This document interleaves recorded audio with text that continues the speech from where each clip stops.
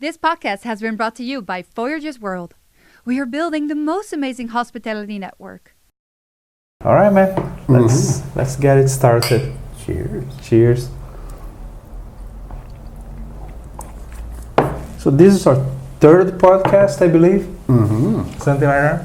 And the first this year.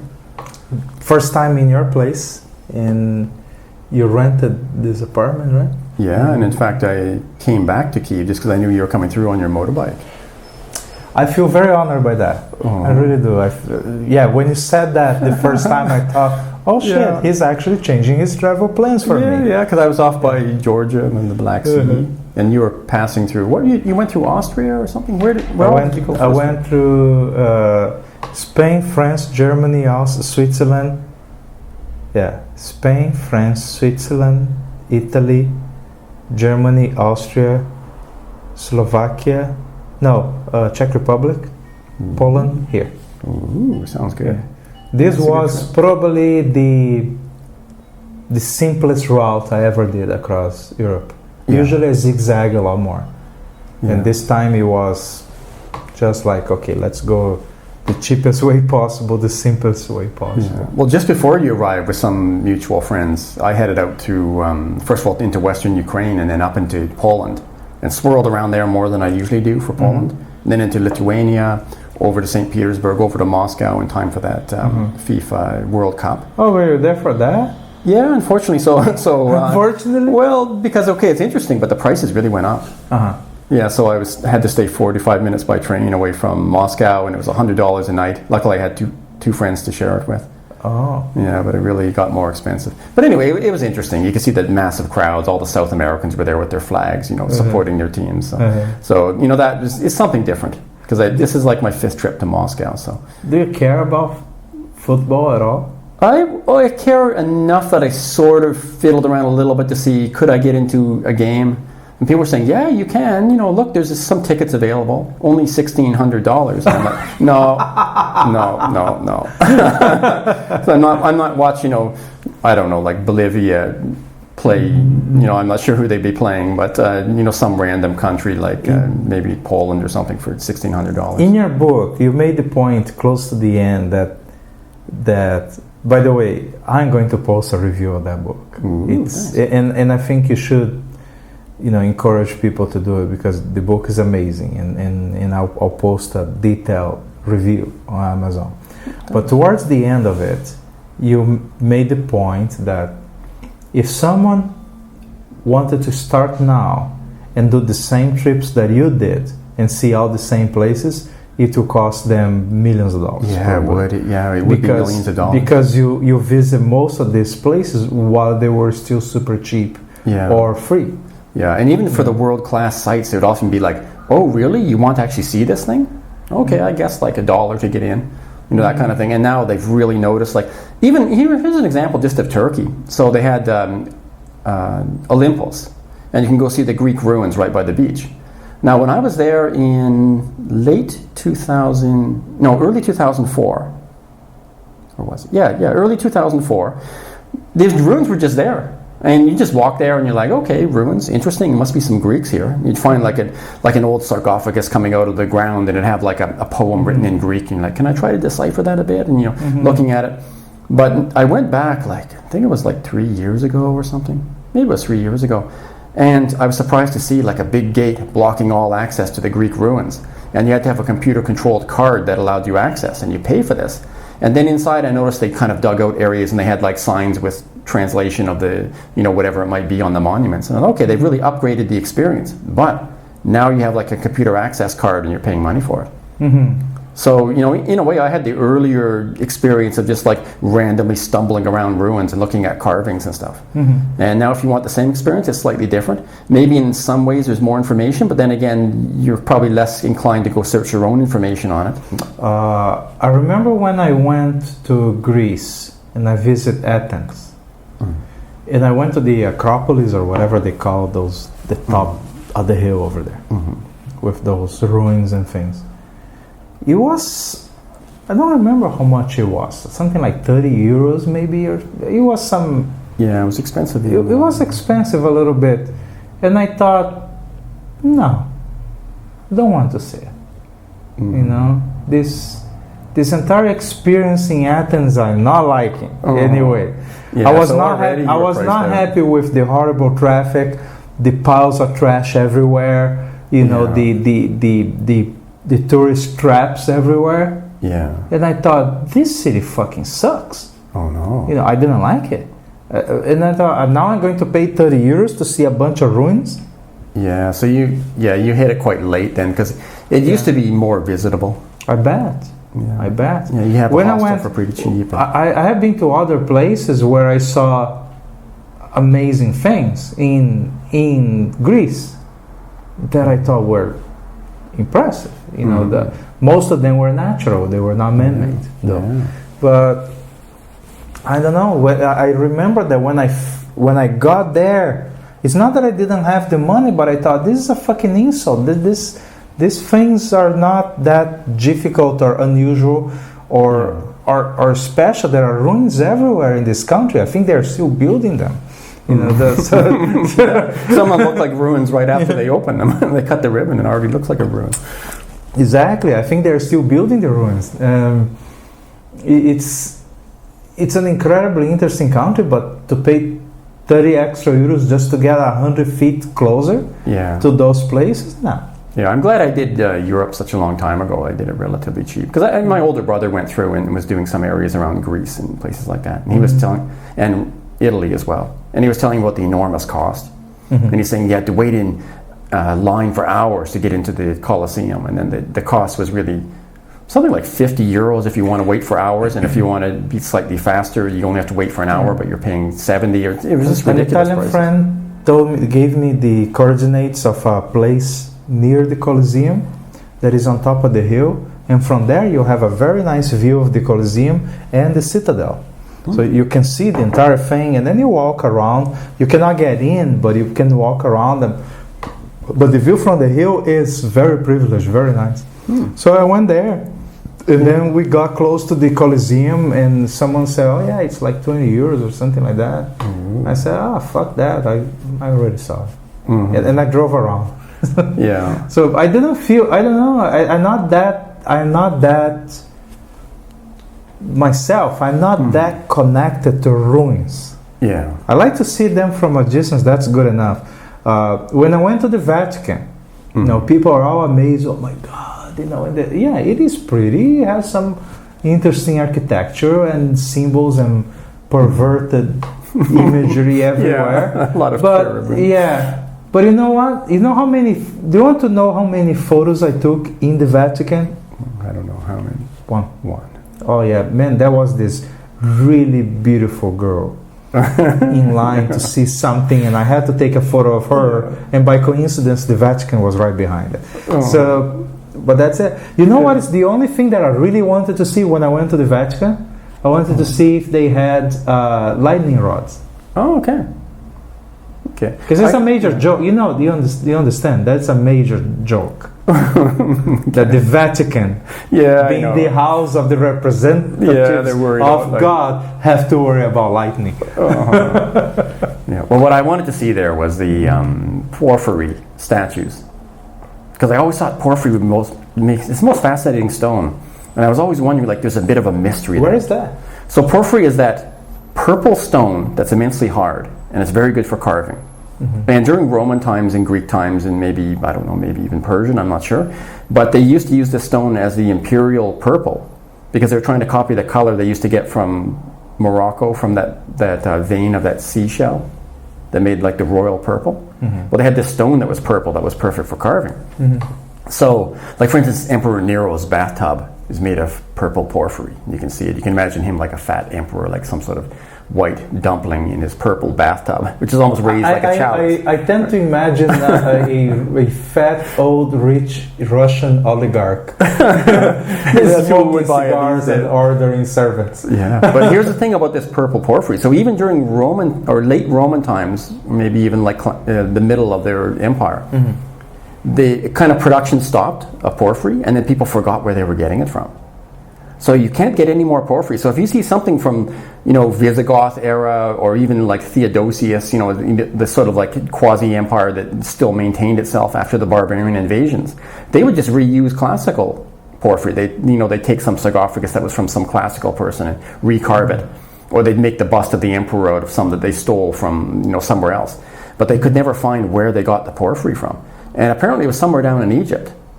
So it could make almost like a little mini-series or an interesting documentary if you were trying to trace the source of the porphyry. It's very difficult to imagine that they dug out all of a certain kind of rock. Because I imagine what they did is they must dug be enough. some somewhere. Yeah, so they probably dug as deep as they could go, and then they were running out of oxygen, or maybe it was flooding, or perhaps it was just too difficult at a certain point. And they said, forget it. And then after a while, the sand dune moved over it, and the mine is lost.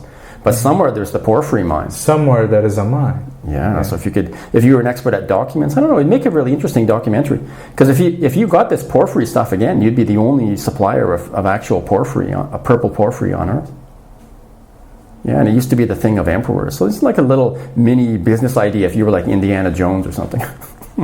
If you're a regular person, it's maybe less doable. But if you had a competency with reading hieroglyphics and ancient Roman and ancient Greek, and you knew a lot about the economy back then, and also you didn't mind to go through the worst deserts on Earth where there's like Al-Qaeda's terrorists there, and you're looking for the lost mine of the porphyry, right? So if you were that kind of guy, if that kind of special guy, go for it. I mean, I don't mind the danger part of it, but I lack the knowledge of classical languages.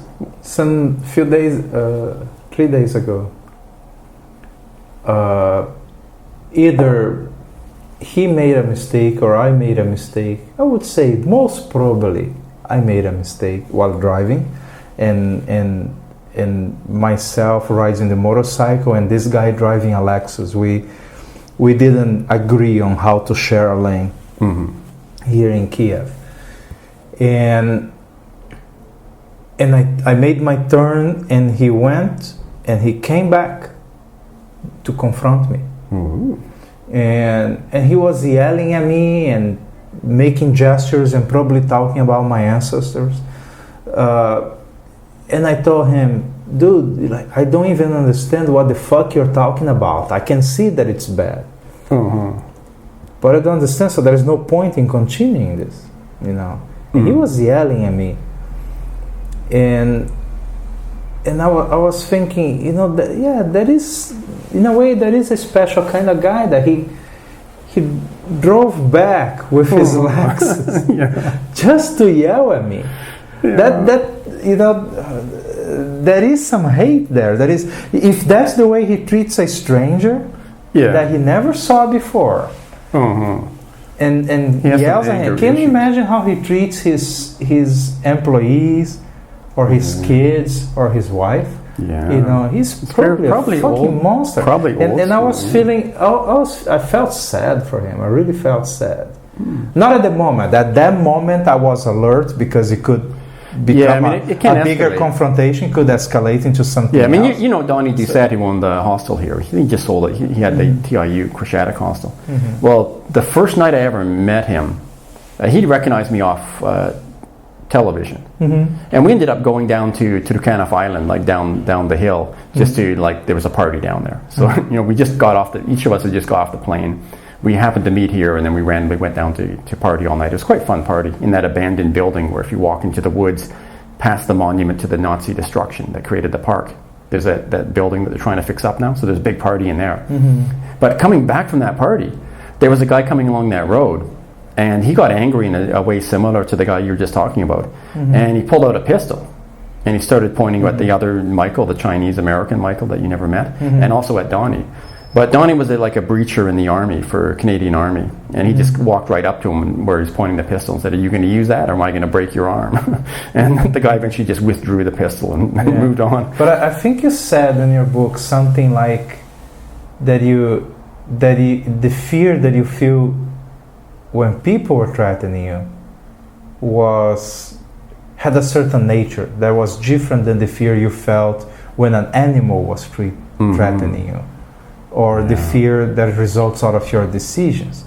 And that struck me pretty hard because I thought, yeah, if I have been, maybe because I have been on the losing end of the gun a few times, I feel that I grew a certain, not indifference. You know, if someone's threatening me, yeah, you were alert. I am alert. Yeah, but I don't feel hate. Like I don't feel that compulsion.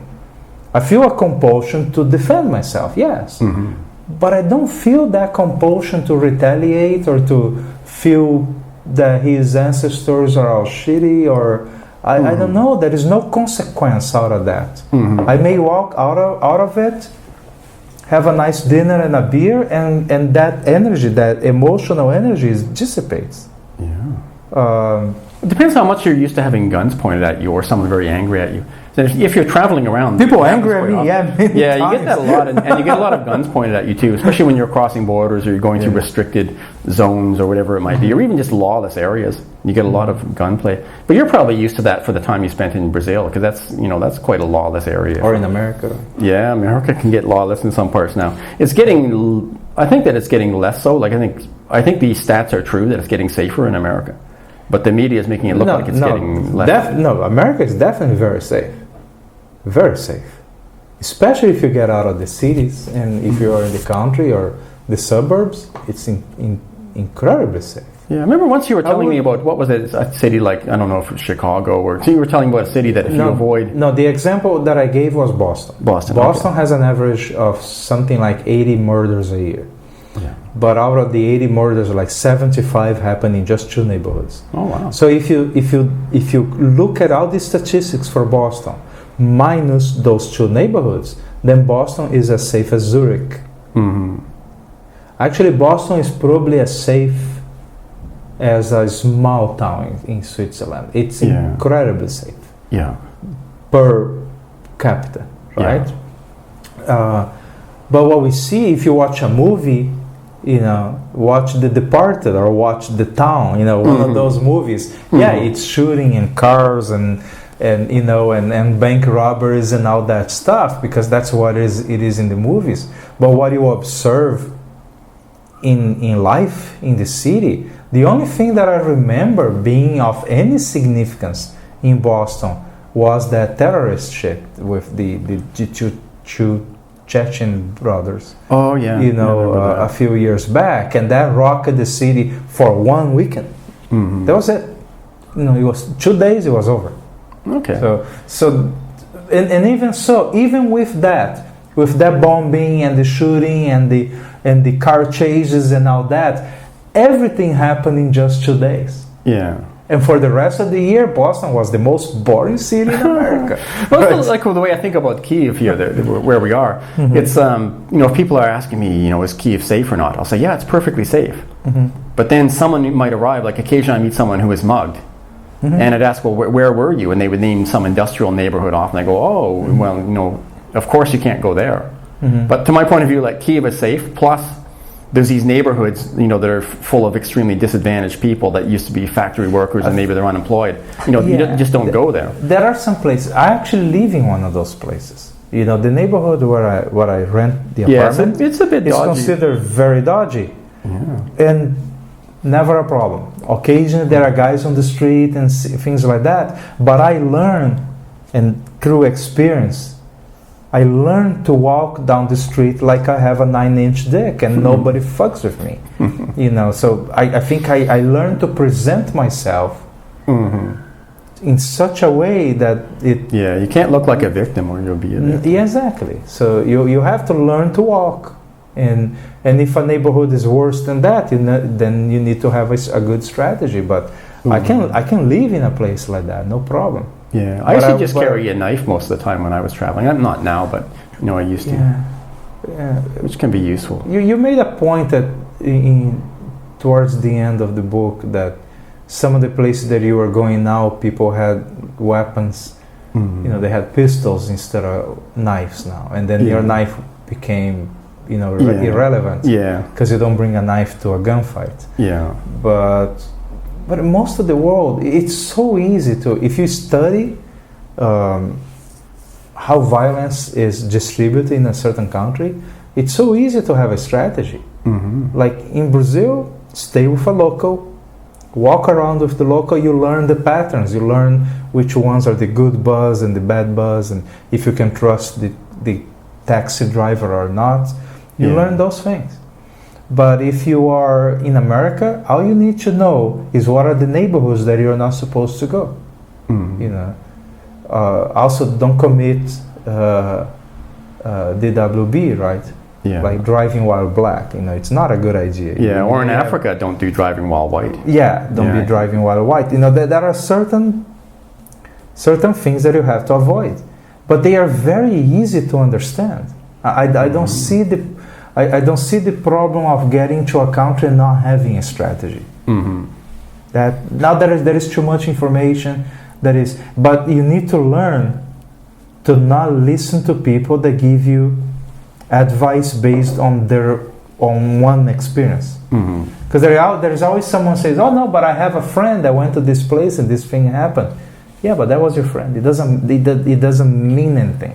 It doesn't. Statistics are not made out of single cases. And they are made out of a combination of many. The random risks are not most of the risks. Also, like often, if you encounter a problem, it's because you trusted someone that you shouldn't have trusted. There's probably 2/3 of problems coming from it. And I had a friend that went to Rio recently and had a bunch of problems. But she looks so much like a tourist. She's super tall, super blonde. Yeah. In Rio. Yeah. Okay, they can see her from half a mile away. They go like, yeah, that is the victim. You know, she looks absolutely Northern European. So it was an easy target. So I said, you are going to have to adopt unusually stringent rules to navigate Rio without having problems. Yeah. If you just mix with the crowd, you have problems. You cannot do it. I can do it. I blend in. You know, but she doesn't. Yeah. You know, so she had problems. Ended up in the hospital twice. You know, she had some serious problems. But I think that she took reasonable care. She had reasonable strategies for the average person. But she's not average. Yeah. So for her, it would have to be unusual strategy. But here's an example. So I avoided trouble that afflicted a lot of people who were in the same hostel I was in the first time I was in Rio. And we'd all go down to the beach.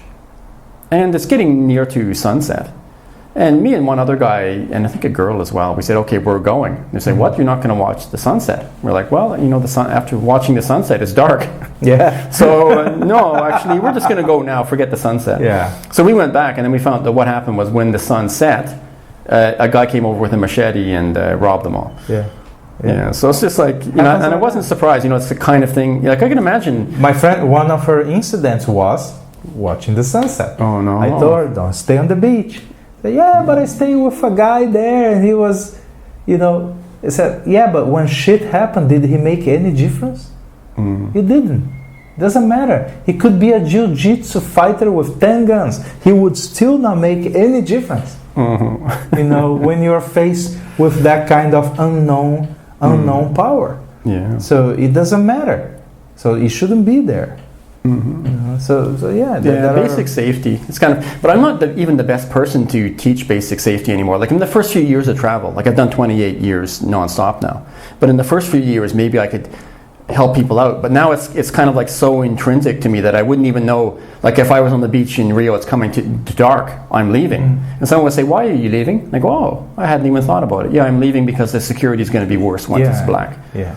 But so for me, it's just natural. So your choices became so normal to you that you don't even notice that you're making those. Yeah, I just naturally do these kind of things. Exactly. And if there's someone I don't trust, it's not even that I'm calculating. Just naturally, in the course of talking to them, I then steer things in such a way that there's a place where now I'm gone.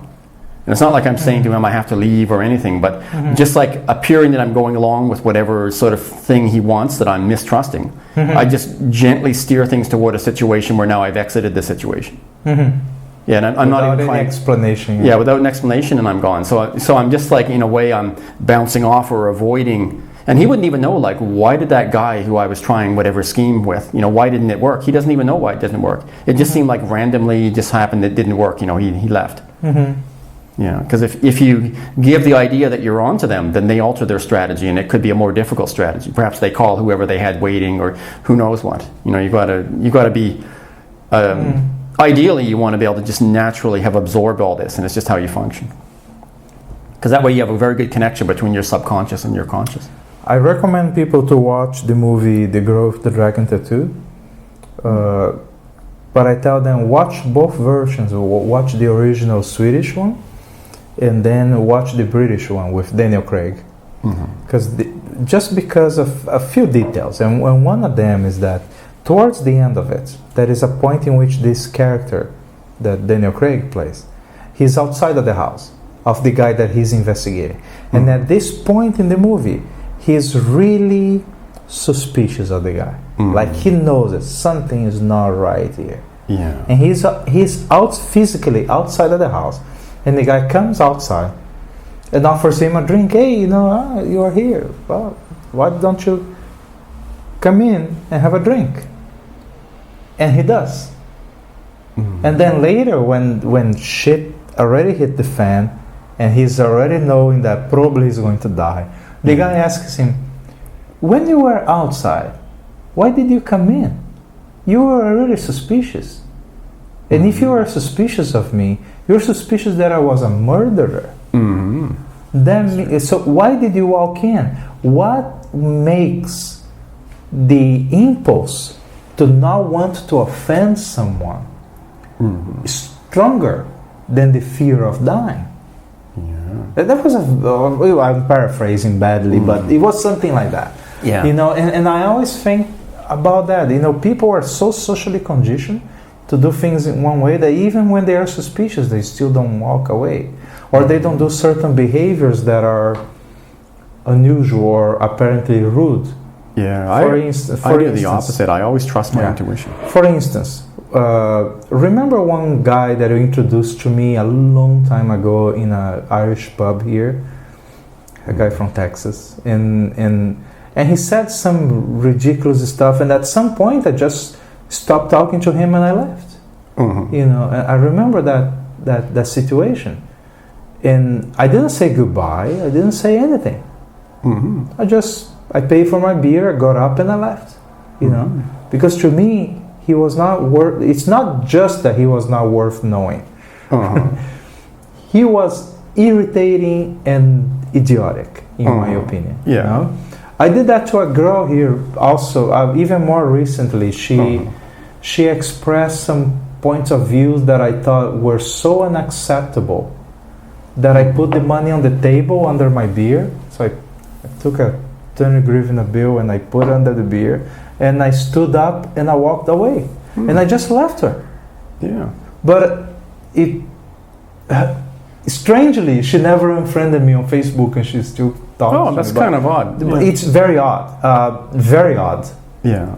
But to me, her words, her decisions, her thinking was so unacceptable that I thought, why explain?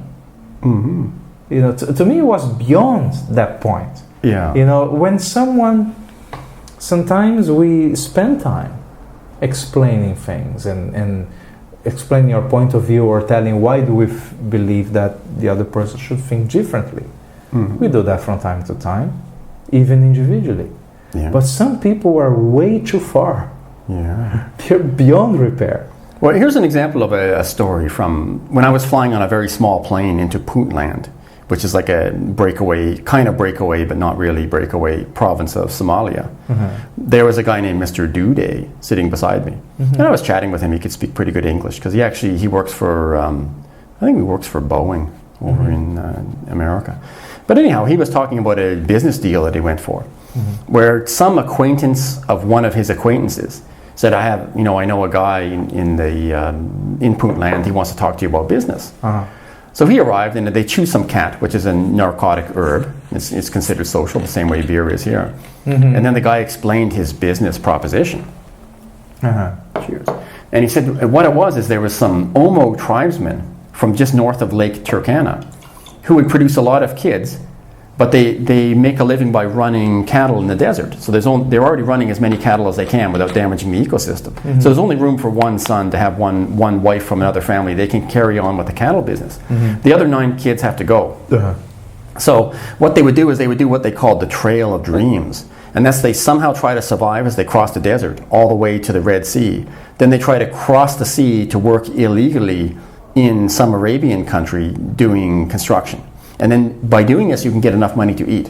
That's what's considered the Trail of Dreams. Instead of starving, you're eating.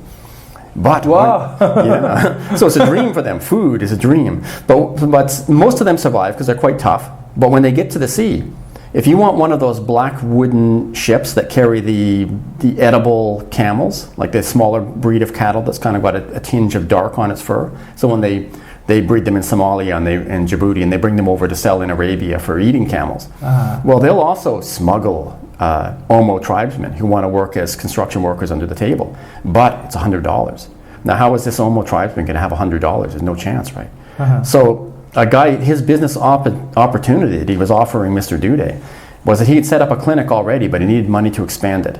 And his business was that he would buy the passage for $100 for each Omo tribesman if they gave 1 kidney. So he was hiring like some sort of, very low-skilled surgeons to chop out a kidney for each one, and then they get the $100 to pay for the passage. And Mr. Dude was so offended that he just threw down a bit of money to pay for the cat he chewed with the guy, and walked out. And the guy was saying, "You're throwing away money. You're throwing away money," because he was making an enormous profit with this kidney harvesting program. Because imagine what you can sell that in Asia for if you get like a fresh kidney from a young person for $100, right? Which raises another question then: would you do it? Would I do it? I would certainly not do it. Yeah, But if you were a Somali who was almost okay, let me try to make the case for it, right? All right, it's some blatant exploitation, and you are taking the kidney of very cheap. You're taking the kidney of a person, a healthy person that wants to cross, and that person's life is already fucked, right? Like they are going to go across the sea to work nearly as slaves, right? Yeah, it's tantamount. But that kidney may be saving the life of another person that actually needs it. This is true. So that would be the upside of it. The person that needs the kidney really fucking needs it. Yeah. But then you get to the question of in a market economy, should everything be for sale? And there's some people who make a compelling moral argument that perhaps buying someone's organs at a point where they're at an extreme disadvantage and are forced to sell, that maybe that might not be moral. No, definitely there are ethical questions about it. Definitely, for sure. Like what if you met someone but that can keep bringing up even more interesting questions. So isn't that immoral to not be an organ donor?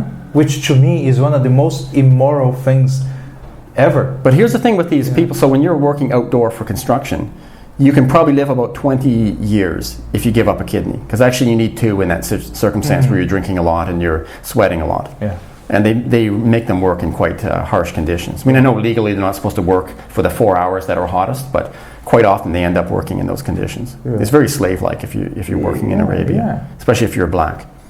So, I don't know. I mean, imagine you were skiing and you met a skier who was lost and they got trapped in a tree well. And you're like, oh, you're lost, right? And they go, yeah, I'm almost dying. I skied off where I was supposed to go. I got trapped in the snow. And you're like, okay, sign this contract. You give me 1 kidney and I'll use my phone to call rescue. So, okay, then you're really taking advantage of someone's situation, right? And in a way with these Omo tribesmen, you could make the argument that you're really quite severely taking advantage of their desperation. They are, for sure. Yeah. So that's why I wouldn't do it. But still, the person that needs the kidney really needs it. They do, yeah, it's true. right? Yeah. So that is an upside. Yeah, I know. It's not that simple. Yeah, I know. It gets tangled, doesn't it? Yeah, it's not that simple. It's so I am many times either on social media and on my book, I wrote severely against people not being organ donors, because I offered to be an organ donor. Happened that the person that I was going to donate a kidney to, end up that we thought that we were going to be compatible. Oh, so you actually offered? I offered. Oh, okay, I did it once. Yeah. So, but it was for someone that I loved, someone that I care a lot. I wouldn't do that for a stranger. Yeah. It ended up that it wasn't compatible, so he couldn't use it anyway. So all right, but I'm a registered organ donor, so it says on my driver license, that organ donor. Fine, that's how we do it in Florida. In my view, it is immoral and ridiculous to not be an organ donor, because you're organ donor after you die, and the only objections that I hear against that are freaking selfish, very uninformed on the economical factors around it, and most of them are based on religion and superstition. So maybe even a misinterpretation of or misinterpretation of what it means. And some people say, "Oh yeah, but I don't want people to then take my organs and and sell them." Well, apparently you don't know diddly twat about economy, because if you knew anything about economy, you would know that in a world where most people are organ donors, there would be no shortage of organs. So their economical value would be very low, very low, if any. So there would be no reason to harvest your organs against your will or anything like that if you have plenty of it available. But the only reason that we actually have it, we have organ harvesting all over the world today, is because there are very few donors. It's the only reason. You increase the number of donors, there is no problem in finding any. Right? Then it's just a matter of logistics, of connecting the systems and and finding, connecting the person that needs with the organ that is available. Before I've always been an organ donor also on my driver's license, but I think now I'm getting old enough where maybe my organs aren't the prime ones that someone would be hoping for. Definitely your liver is not worth shit. Cheers to that. Your liver is only good for medical research. Because everything runs down. Like, for instance, my eyes still work, so I can still read, I can still see, but who knows, maybe in 10 years, 5 my vision, my short distance vision is clearly shit now. And it was very good, I would say, 3 years ago. But right now, like, I can see my hand absolutely clearly right now, and 3 inches closer, it's blurry. No. And this is natural for my age. Yeah, but I'm a bit worried that my organs have not deteriorated enough. It's almost like the best before is going to come, and I'm just going to fall into a pile of slop on the ground. Gone. So what have you been doing, man? Still traveling? I did my book, and then I did promotion for 3 months for that, so that was kind of fun. I was going into all these big TV studios and standing up in front of crowds and giving speeches, at film festivals or places where travelers would be. Did the promotion kind of ended because you ended, or because they naturally? I think in a way so I could have carried on, but in a sense there's a natural progression to this, because the promotion was on the mainstream media. So they have, like, if you're a book that, it's almost like they have deals with the publishers. If you have a book that's been relatively recent, let's say the last few months, this is the one that can get on, the television shows and whatnot. Okay.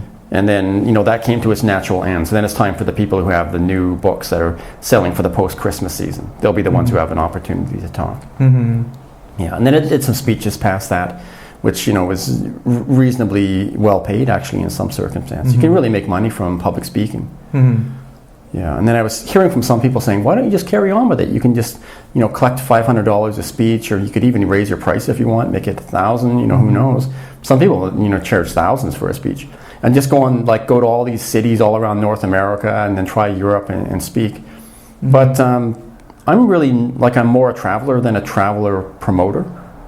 So it's like for me, I'm not involved in travel because I wanted to promote travel as a business. Mm-hmm. It's more like I wanted to actually travel and experience things. I mean, not that I'm against travel as a business. It can be a fun way to make money to travel. Mm-hmm. But travel is really number one on my list of priorities. So as quickly as possible, I did 3 months of promotion. But how is your travel now?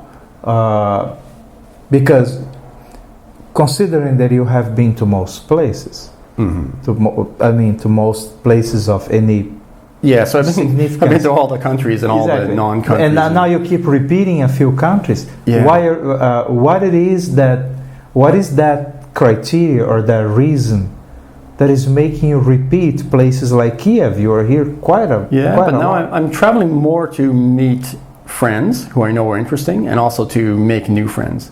Because I've already seen most of the places, and I'll still go and look at them a little bit, but it's more about people now. Mm-hmm. Yeah, and I'm also going slower. So you're not traveling from place to place, you're traveling from friend to friend? Yeah, it's more like that. Okay. Yeah, and occasionally I'll go and see a new place, but usually if I'm with a friend. Like, for instance, I was with Kirill, and we went to... where did we go now? We went to some cities in Poland that I'd not been to, like mm-hmm. Lublin and Torun. I'd never been to Torun. I think I'd been in Lublin very briefly. And for Vilnius, we spent more time there, so it was 10 days in Vilnius. Yeah, so very nice city. I like it. Mm-hmm. Yeah, we went to the Koronian Spit again. Now I'd been there before, but this time around we just went to different beaches or different areas than what I'd been before. Uh-huh. So there's always a little bit of difference, and if you're with a different person, it changes. In Vilnius, did you go to the top of the hill? They have that tower and stuff, and a little bit of a fort on the top. Yeah. And I remember that it is quite a walk to mm-hmm. go. You have to go all the way around to get to the top, and then they have this little tower. And mm-hmm. to go to the top of the tower, they charge €6. But mm-hmm. it's just another 10 meters. Mm-hmm. I already did 200 mm-hmm. on my own. Why would I pay to do another 6? The last bit. Some people have this idea they have to say, I have to be at the very top. And then it's almost like check. But, I don't feel like that. I found that so ridiculous. I thought, I'm not going to pay for this. Yeah. I even found that for climbing a mountain. So I went up, it was a few years ago, I went up a mountain in the Rockies with my older brother. Mm-hmm. And we ended up at what we thought was the top. But then we noticed actually it looks like there's another crest far mm-hmm. beyond that snow area. Up that glacier, it looks like that crest is probably technically a little bit higher. That's more likely to be the top of the mountain mm-hmm. as it would be defined. We're whatever, we break out our picnic. We enjoy the view. We mm-hmm. go back down. I don't care about that stuff, really. Uh-huh. I'm not trying to count things or say, I was here or I wasn't here, right? Yeah. It's more like the experience, just to say that officially I was at the top. Do I want to struggle across that glacier? No. Exactly. Mm-hmm. Exactly. I'm looking at quality of life and the enjoyment of it and everything else. So. Yeah, getting there was probably already quite. Yeah, it was great amazing. Fun. We saw a lot of mountain goats and all kind of things. The usual Rocky stuff. And it wouldn't have been improved measurably by foolishly struggling across a glacier to get 10 feet higher. Mm-hmm. Yeah, so a different kind of travel now. It's slower, more people focused. But I was already mostly people focused, and uh-huh. the speed I was used to was about medium. But now it's probably a slow speed. So a few weeks. For many years, I traveled by motorcycle, and I was very happy with that. I'm still happy. I still do it. Mm. But then, in a way, I start to realize that that motorcycle is too fast, and because when I did the walking across America or El Camino in Spain, in which I was walking it, the experience was so much more interesting. Yeah. I feel that it was a better experience, and that's mostly because it is slower. Yeah. But I think it's a little too slow. Okay. You cannot really, if you want to visit, this area of the world and then the other area over there, getting from here to there just by backpacking, unless you're hitchhiking, Yeah. It's a little too slow. Yeah. That's So- why I went with hitchhiking. Yeah, so I want to switch into a combination of sailing and motorcycle and hiking. You know, I want and maybe bicycle as well, right? Yeah. I want to create a lifestyle in which I do all four, because then I can adjust how fast I'm going through a certain part of the planet based on what it is that I may encounter there. Yeah. You know, and I think that a smaller, simpler motorcycle will be better than what I have today. Yeah. Well, that's the thing about travel as well. It depends on what's more important to you, the transportation aspect or the classical travel aspect of the exploration and being in new places. And for me, the transportation is not that important. So I'll go with whatever suits me. For To me, the transportation. transportations are important, but the speed of that transportation is crucial. You know, so you want to calibrate your speed. Yeah. Because I noticed that, you know, 3 miles per hour walking speed, yes, you meet everybody and you see everything. But to go any significant distance, it takes an unimaginable amount of time sometimes. You know, going across America for me was more than 4 months, and that is definitely more than I'm willing to do now. But I'm a bit reminded of the guy he was the first guy to walk the Amazon. It took him years, and he suffered all this disease and malaria. Horn, right? Mike Horn? I think Was it him that was walking the Amazon? Yeah, there's a guy who walked the Amazon. Because everyone would boat the Amazon. Like I boated the Amazon. Yeah. Probably you boated the Amazon. I'm not sure if you've done all of it. No, I don't know. Okay. But I know that Mike Horn, what made one Was he aspect- ex-British Army? 'Cause that's the guy. One aspect that made him famous at first is that he was the guy that walked the most. Like most people walk an average of 30,000 miles. I don't know, some number like that in their lifetime, and he did like 5 or 6 times that already. Oh wow! Because he went like, I think that he traveled around the equator by any means necessary, like boat here, walking there, bicycle there, whatever it takes. Yeah. And now he's doing or just did because I'm not following too much, so maybe he already did. Yeah. Same thing, but across the poles. So sailing, but then walking through Yeah. the Arctic and going through the North Pole, coming out on the other side. The boat picks him up and sails to the south, go across Antarctica. So that was the idea. I'm not sure if he did it or if it's still in the future. But he built the boat for that in Brazil. He used a company that they are experts in building boats for Antarctica. So very good construction systems and all that. And then he used some of his, I would say, geniality to build the same boat, but a lot cheaper than it's usually done. Yeah.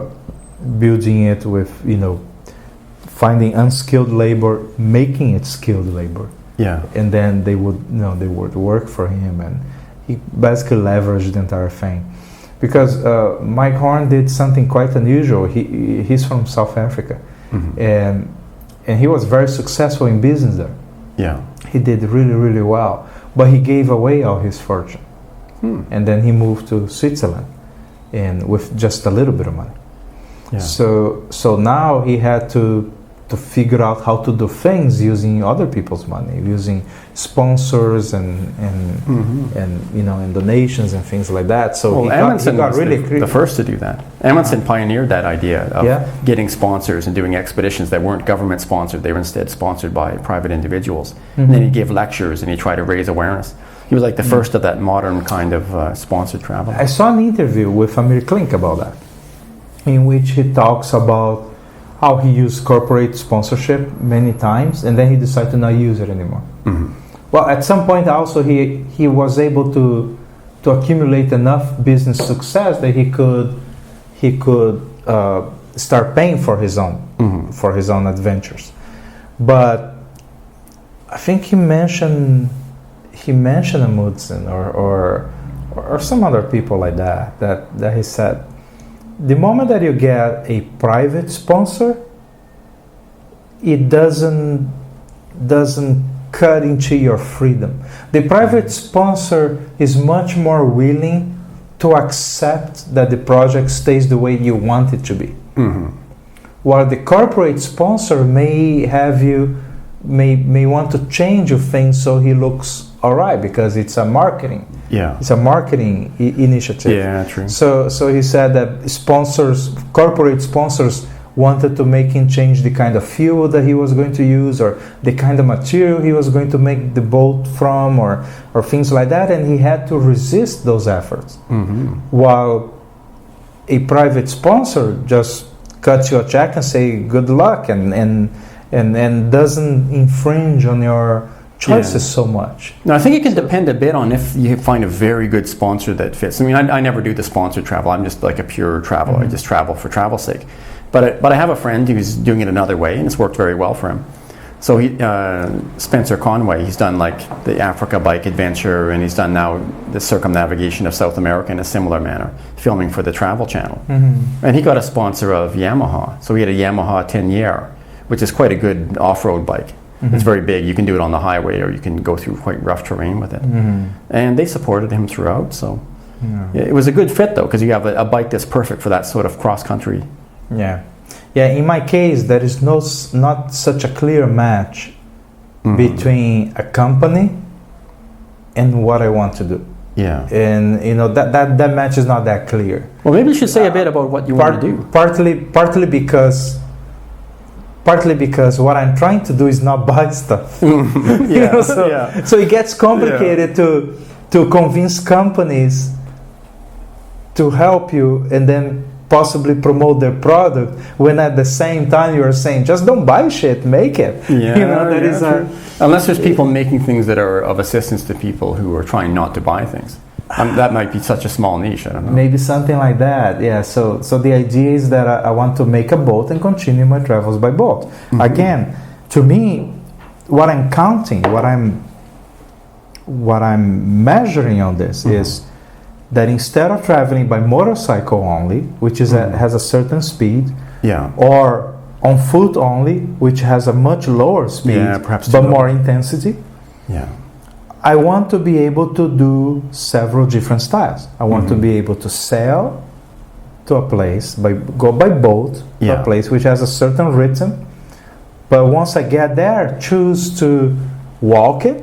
Imagine you get to an island, for instance. You want to, you may be able to choose to walk it, or unload the bicycles and go by bicycle, or rent a scooter. If many places today have scooters, or unload your motorcycle and go explore with a dual sport motorcycle. So that means when I reach a place, I will have a choice of how fast do I want to explore this area.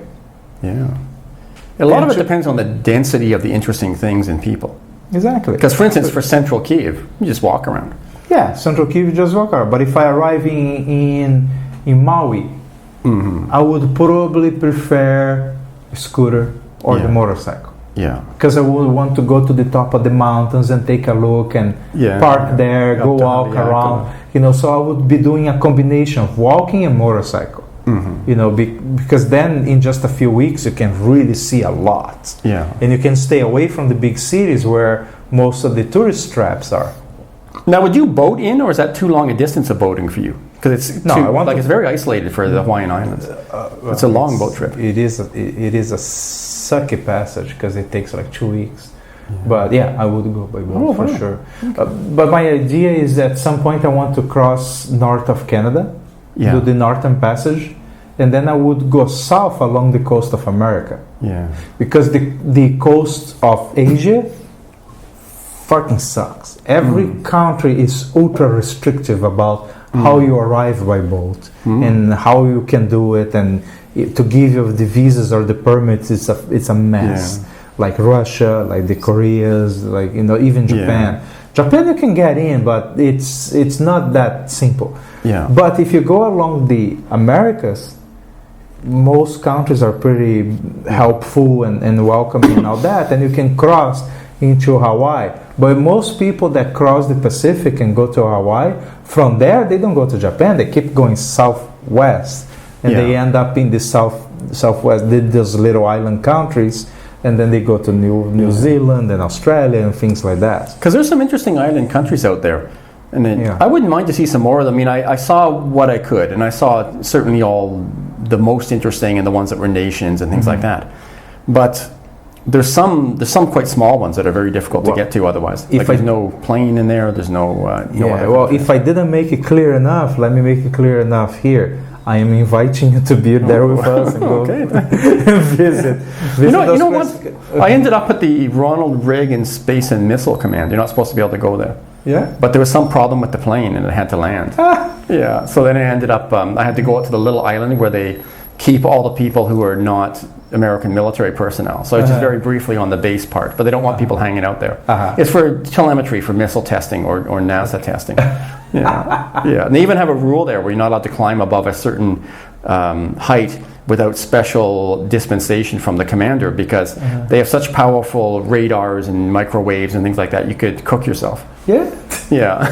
So maybe you don't know there's an incoming missile that's going to be sort of caught in the atoll and they're all focusing on it, and you climb too high and you're being cooked by some sort of microwave beam.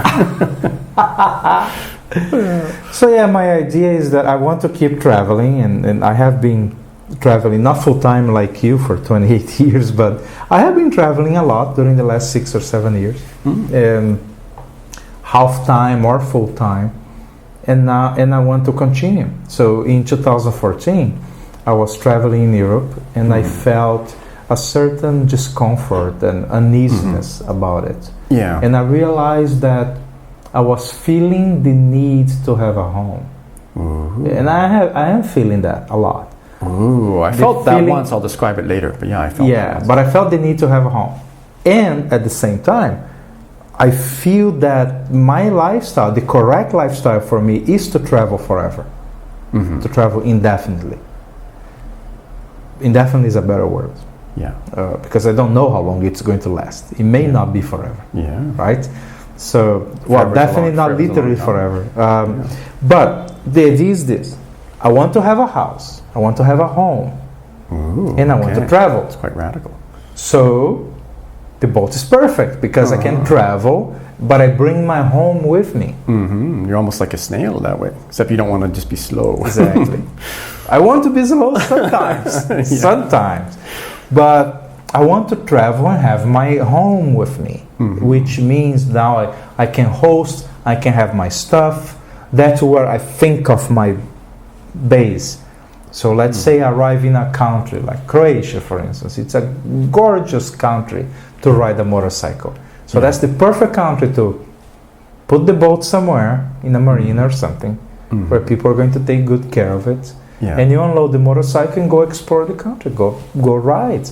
Because it's a magnificent country, and it's very hilly, and there are these amazing roads and all this stuff that you need to ride to see it in any reasonable time.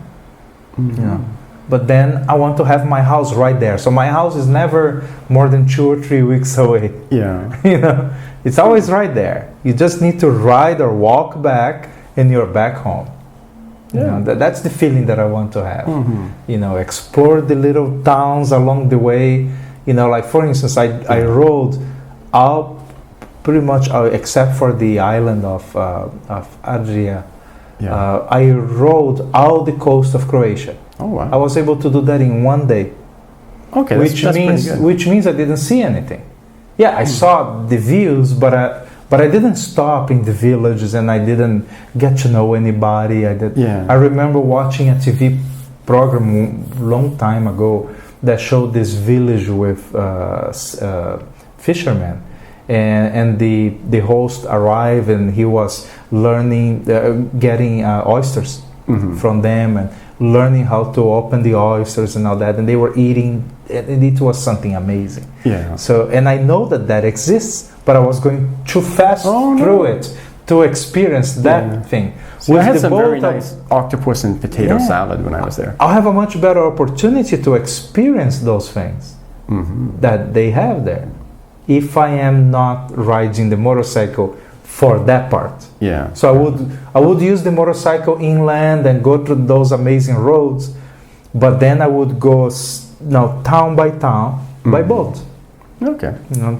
So I want to have that flexibility of going faster here, slower there. Yeah.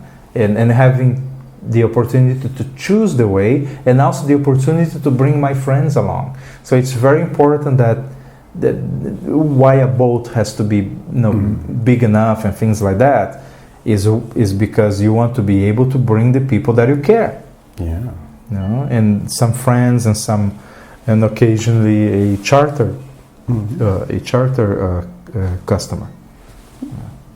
So the only way is to have a vehicle that can cover out that range of situations.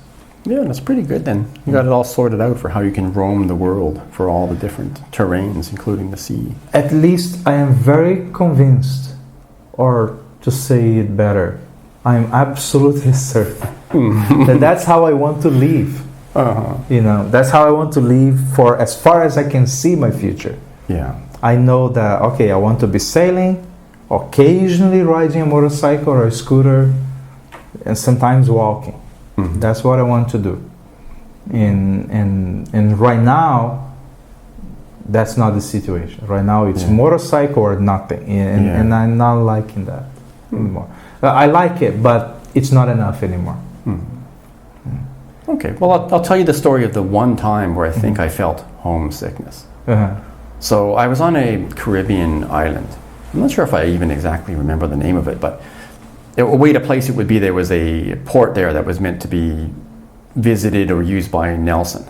And it's quite a big British port, but it's like an archaeological site. But the fort was relatively strongly built, and they had a museum associated with it in a marina. Do you remember where it was? Like BVI or something like that? I'm not sure what island it was anymore. The thing is, I went to so many islands there, and there were a lot of forts. But I'm sure this one is a very specific fort. Probably someone would recognize it if they ever heard about it. But I was wandering the ruins, and I saw they had cannons facing out to sea. And then later, I started to feel a strange emotion. And when I went into the museum, I was very emotionally attached to this one story, which is unusual for me. I'm usually, quite even with how I feel. But I saw this story about how the sailors hundreds of years ago used to wear, I think it was some sort of a yellow cap that would indicate they were people who could work the topsails. Or there's something interesting anyway with how they'd be showing off the fact that they were quite skilled sailors. And I was reading through other aspects of how they would live, and I just felt this very strong nostalgia. And this nostalgia was getting stronger and stronger. And enough, I was thinking, oh, that's weird. I'm not a nostalgic person. And here I'm nostalgic for something that I've never even done. I was never a sailor 300 years ago in the British Navy. And I thought, what must it be? And eventually I figured out, it must be homesickness trying to manifest itself within me. But because I never had a home, it doesn't know how to manifest, and instead it shows as nostalgia. So I thought, well, how to cure it? So I got on a bus and I went to the airport. They had a small airport there. And I got a pizza and a beer.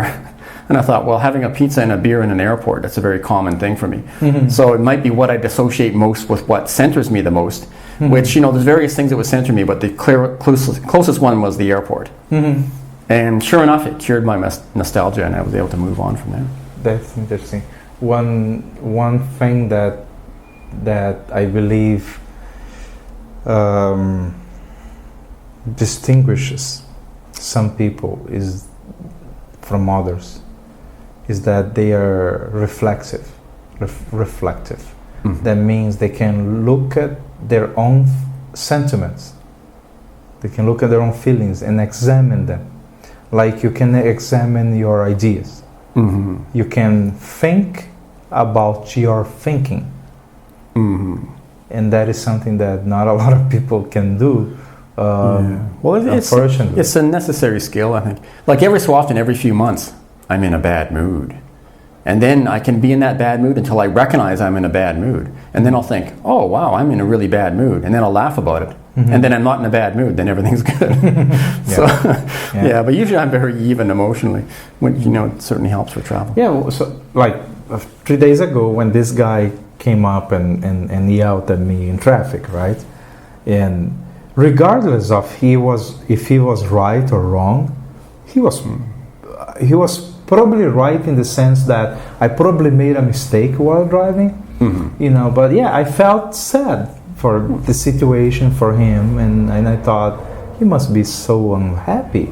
I couldn't see him. I saw it was like I was seeing his ego inside of him yelling at me. So I knew that there was nothing that I could do or say, especially because of the language barrier. Yeah. I knew that there was nothing that I could do or say that would change the outcome, right? So I was just listening to his ego yelling at me, and that made me feel sad, But I thought, at the moment that I left there, I thought, but I'm going to meet these people, and I'm going to have some dinner and a beer and all that, and then a little motorcycle ride to get there. And I bet that by the time I get there, I'll be smiling again. And that's exactly what happened. Yeah, So it took 15 minutes of riding to open up the smile again. But it's sad for people like that, like they're trapped in some sort of routine that they're in, which must make them fairly unhappy, or he wouldn't have got as angry as he was. But probably he's trapped into some sort of social routine or business-related routine. It just becomes very dull, or they have very few areas where they can try to express their frustration with their lifestyle. So a passing motorcyclist who may or may not have made a mistake is perhaps, the only outlet. Yeah, maybe he wasn't really unhappy with me. It was just something that I did that triggered that. Maybe it was a Monday, by the way, so Mondays are usually not good days, and especially if you're not happy with your business. It's an odd thing, because I never thought of a weekend as being, most people think a weekend is desirable. For me, weekend is never desirable in my mind, because that's a time when it's difficult to get visas, or for services you might need to use as a traveler. It's harder to find. In some countries you cannot find a supermarket open, so you all the conveniences that you may want to use are usually not available on a Sunday. In Central Europe, try to buy food on a Sunday. It's not easy. Or when I arrived in the Maldives, so it was already late. Everything was shut. I couldn't get any food, and then it was Friday the next day. So there was no restaurants open. There's very few restaurants anyway, but certainly nothing open on a Friday morning, or even for the lunch or the afternoon. There was simply nothing. So I was wandering around Malé, which is like their main island where most people live, and the rest of it's mostly for tourists. And it took me a long time to find anything to eat, and finally, like a local guy who was there doing business said that above the fish market, they serve fish soup, even on a Friday. So I managed to go in and had that, and I was sitting with him. And he was telling me an interesting story. So he was a businessman there who was going to be developing a hotel. And I said, okay, well, how does that go? And he says, well, I've just assembled $10 million, and I just passed it over to the minister. And I was thinking, okay, well, that's a pretty good income for the Maldives. He goes, no, it's not for the Maldives. It's for the minister. It's for the minister. So he said, it had nothing to do with the Maldives. He said, the certificate that enables me to develop the hotel on one of the atolls, that's for free. The $10 million that my consortium assembled, that's for the minister. And then he shares it with like the leader and other cronies who are powerful. And then he said he expects soon to be given the document saying that he can develop the hotel. And I was thinking, okay, that's an interesting way to do business. And a lot of countries are like that. But there is a potential problem. There's a bit of a social risk.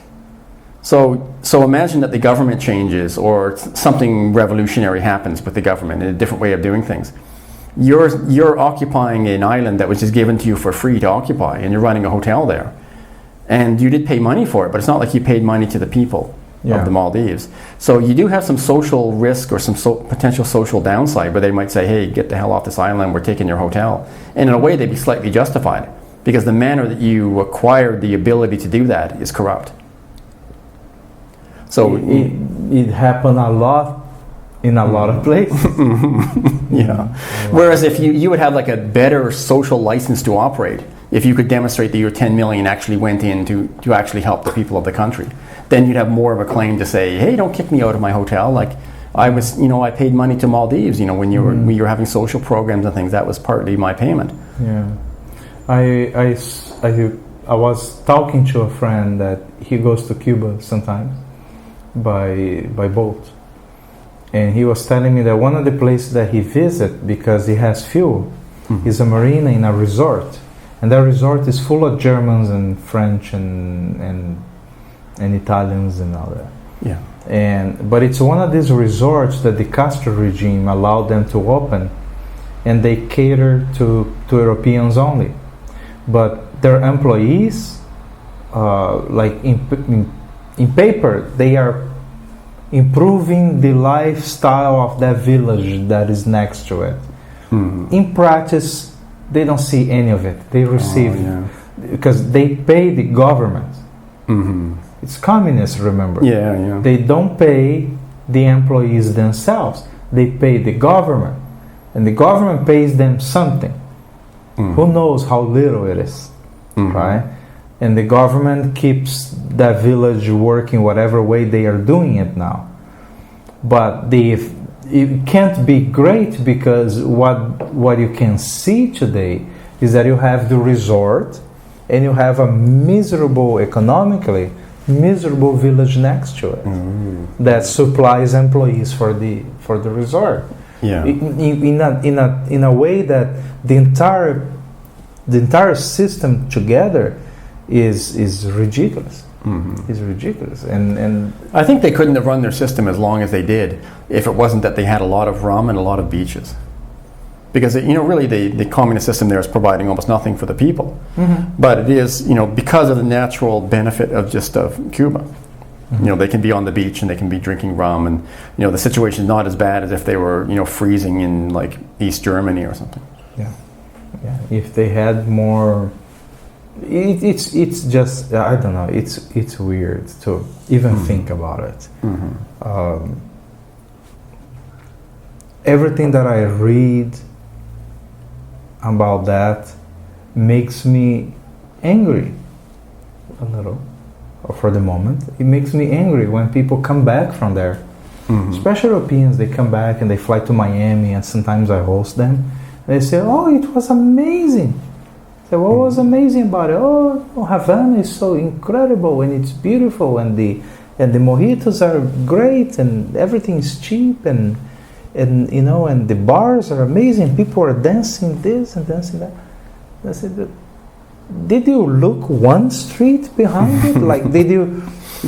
Are you so? I get angry. Are you so much of a tourist that you cannot see the misery? Yeah. You cannot see the exploitation, the prostitution, all the problems that they have. And everybody always mentions the healthcare. Oh yeah, they have great healthcare. I believe you. Any country can have at least one good thing. If all you have to have good is your health care and your rum, any country can manage to have at least those two things, right? If everything else is fucked.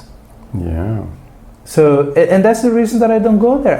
I cannot stop myself from seeing what is happening 1 or 2 blocks in. Yeah. And seeing the misery, the lines, the lack of transport, the lack of opportunities, all of those things. Well, I noticed that when I was walking with a friend, and he accidentally caught the eye of there's quite tall buildings, and they're often in very poor repair. But he was just looking around, and he said, "Oh no, I accidentally caught the eye of a woman." So there was a woman looking out of a window, and he accidentally caught her eye for like a third of a second. And so we knew what would happen. Is like by the time we got half a block, she'd already dressed up in some sort of like more party type dress, and she was down accosting us. So if you even catch her eye for a second, because they're looking for any kind of opportunity that they might make money in any way. Yeah, it's a weird environment that is so artificial. Yeah, but I think most tourists are not going to be able to realize what's truly going on in country. So it's very easy for a government to fool the tourists that things are great. An example would be North Korea. I was the only one in the group of us who were being watched by the same woman whose brother was in the atomic weapons program. So they trusted her. So she was the one watching over this group, and I think it was like 7 or 8 of us. I can't remember exactly how many. But I remember them all talking, saying, "Oh wow, what an excellent crop that they have," because we were going along by train and you could see they were growing some corn. And it was already like getting later into summer. And the corn was only like, it's very green, but it's not very tall. And you can see the ears aren't even developing. It should be much higher for that time of year than what it was. And like my eye was saying, oh, a very poor crop of corn. It probably won't finish much. Like, it'll be really undeveloped ears of corn. Because it's late. It's late, yeah. So it looks very green. But what you're not trying to grow like a big green stalk of corn so you can feed it to pigs or something. What you want is to have an ear of corn with a lot of kernels that are, have a high sugar content or carbohydrate. And that's what was not occurring. They were late. And you can also see that it's something I'd only seen in the early 90s in El Salvador. I used to look at some of the hillsides. You'd have so much erosion, they've lost almost all their soil. But you see that someone took the effort to walk to the top of a hill, and there'd be a crack in the rock where some dirt stuck. And you see they would go up there and they'd plant maize there. And so they came up and they planted 30 maize plants in a crack that retained some soil. And you can see it must take like 30 minutes to walk up there to water those things. And then back down probably 10. But it's a lot of work to do that. So is it worth that to get 30 ears of corn? Well, if you're very poor and you're afraid of starvation, it would. And in North Korea, I was seeing that. So I'd see a hill that's almost barren, and I think, well, someone's walking up that hill every day, and they've got like even a place where you can just put one corn plant. They're putting it there. So that's a sign that the food condition is very bad. But from the other people that were with me, they're like, oh, everything looks green. Wow, what great farming. I'm like, no, that's not how it works. Tourists get it wrong all the time. All the time. Like they see things that they look at it as charity, but actually it's not. It's exploitation. They take bad decisions all the time.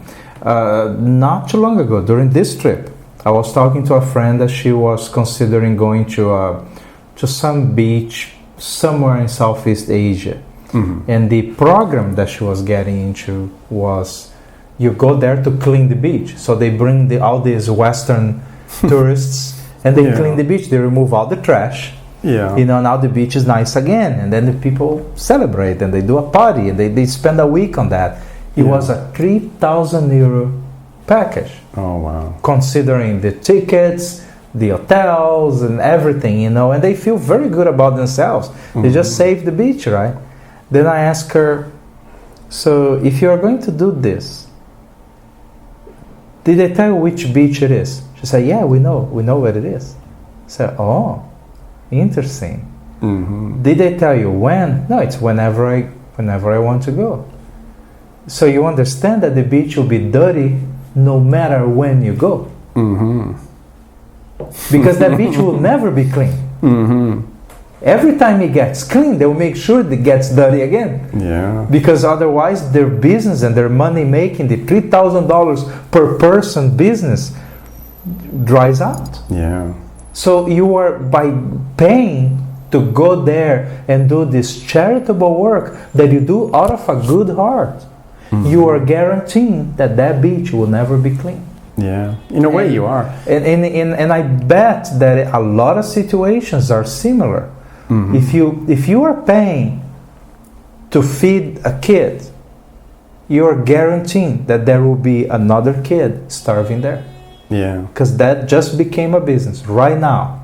Yeah. And what it means is that if you want to actually solve the problem, there must be a way, but it's not the evident way. It's not the way that you see on TV. Yeah, whatever it is that pulls at your heartstrings, that's a marketing thing. Exactly, that's the marketing part. But that's not the real solution. The real solution has to be more complicated than that. Yeah. And I see that all the time. Also, it's a kind of inefficiency. Falling for that all the time.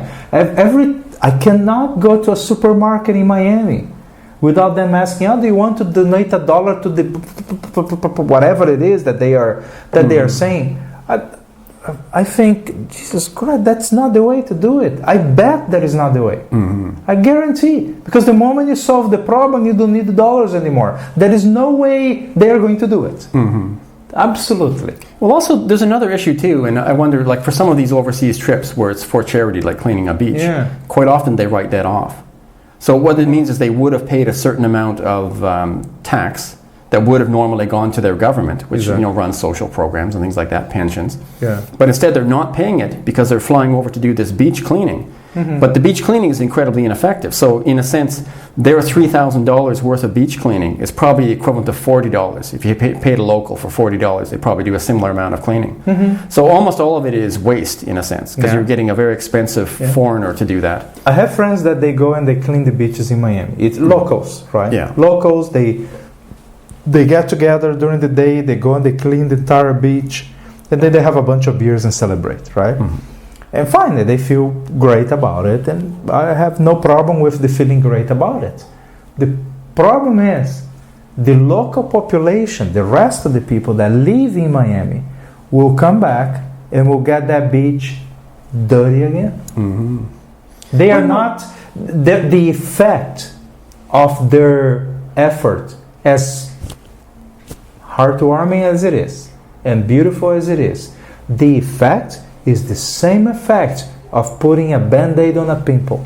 It's not going to make any fucking difference until they change the mentality of the people that made it dirty in the first place. Yeah, true. If you fix that, then the beach may stay clean. Yeah.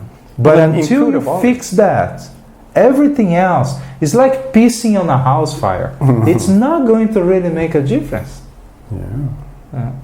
Well, in Kuta, Bali, they have the women who sell things on the beach are kind of, in a way, they work as a collective. And they go around in the morning and they clean up any rubbish that's accumulated. And then it's part of what it is to be like a beach seller. And then they get the social license to go and sell to potential tourists. Yeah, but it's locals involved in for that case.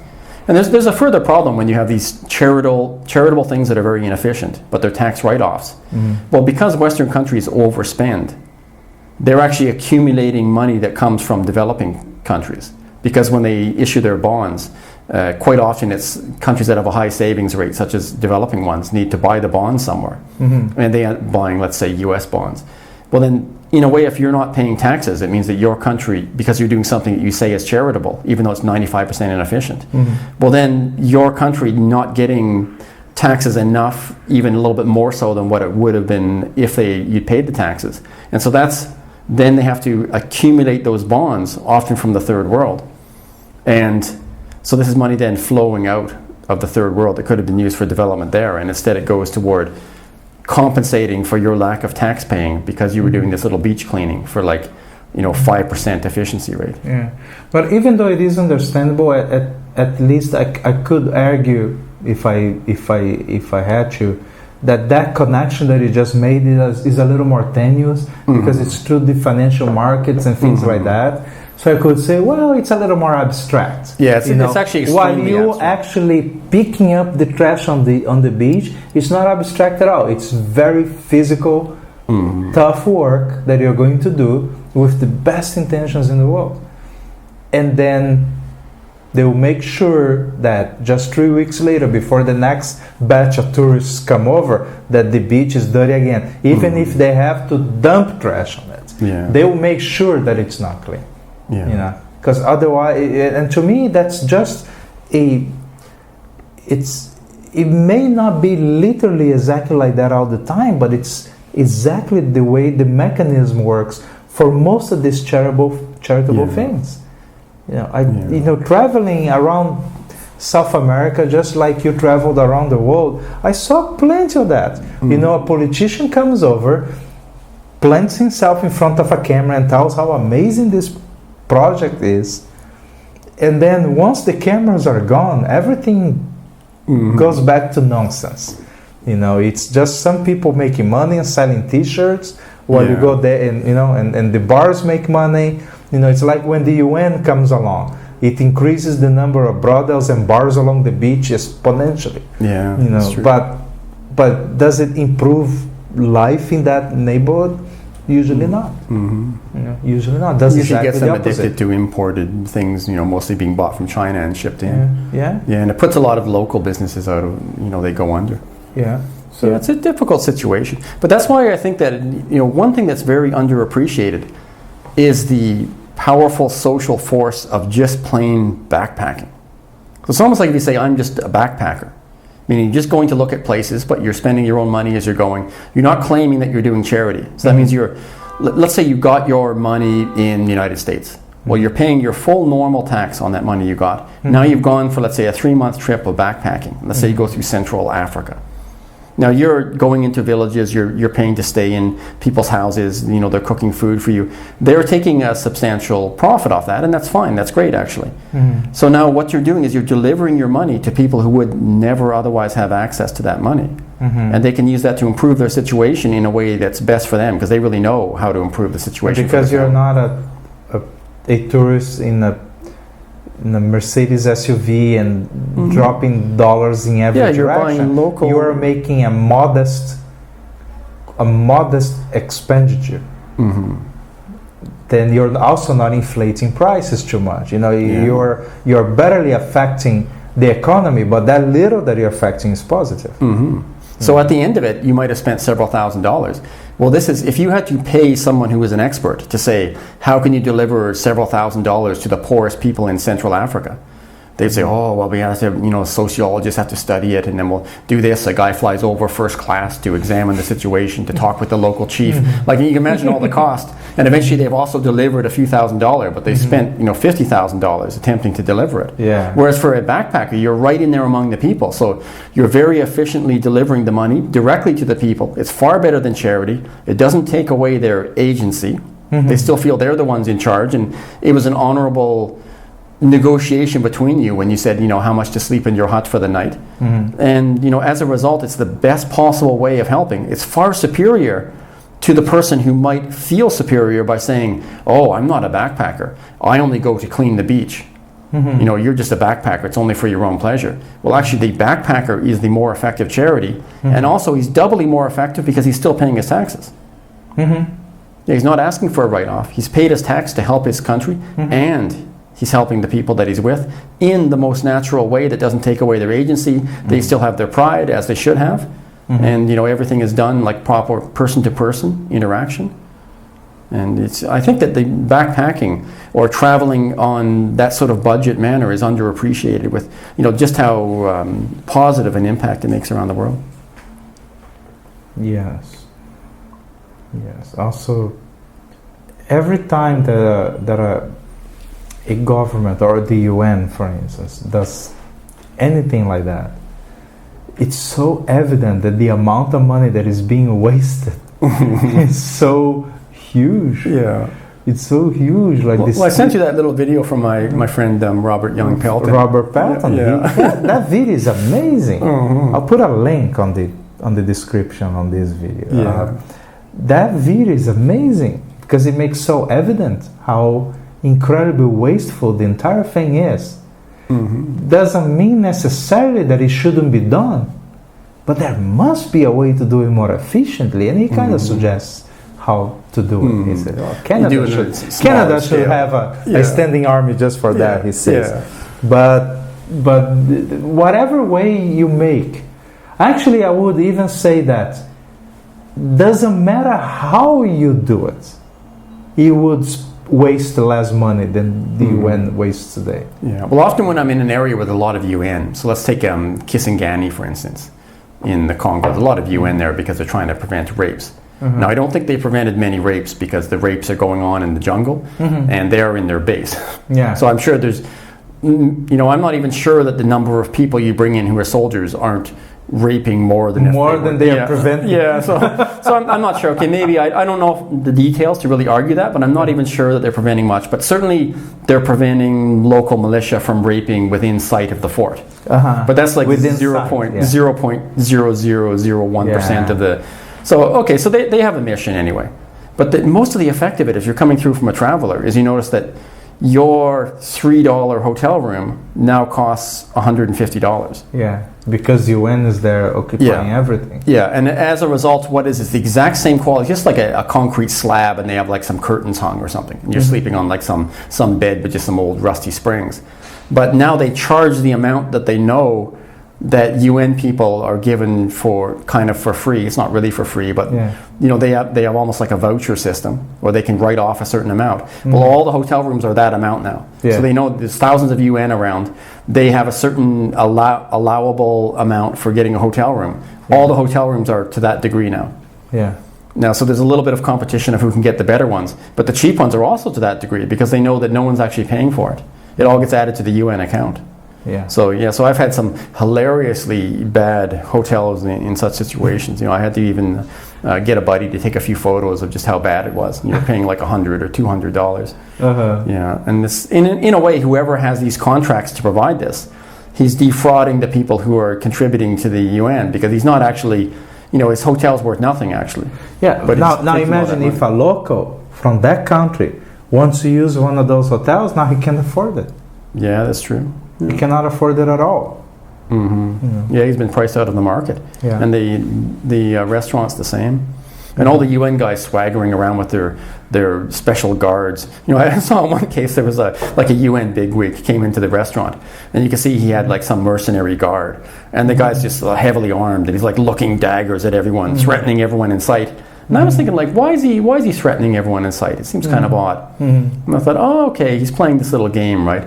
And I thought, isn't it similar, like if you had the UN official came in and he had like a courtesan that he's paying hundreds of dollars a day, and she comes in on his arm, it makes him look very important, right? Yeah. In a certain sense, that's what this mercenary guard is, because the UN's paying his wage too, right? Yeah. And his purpose is to make the UN official look important, but in the same way as the courtesan would. So you're like, oh, look, he has a guard. That's why the guard's hamming it up, like he's looking at everyone and his gun is ready, right? Because in reality, you think, what risk could the UN official have?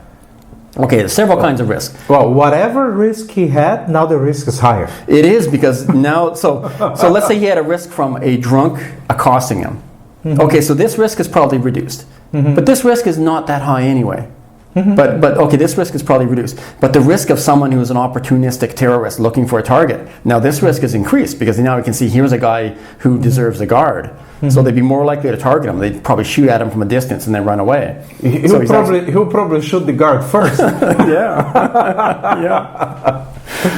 And then like someone who is planning some sort of like a kidnapping would know then what target to go against, because he can see. So in a way, I'm not sure there was any additional security, but it did make him look more important. So, I'm thinking they might as well like hire some sort of courtesan. It's almost the same effect. They just want to look important.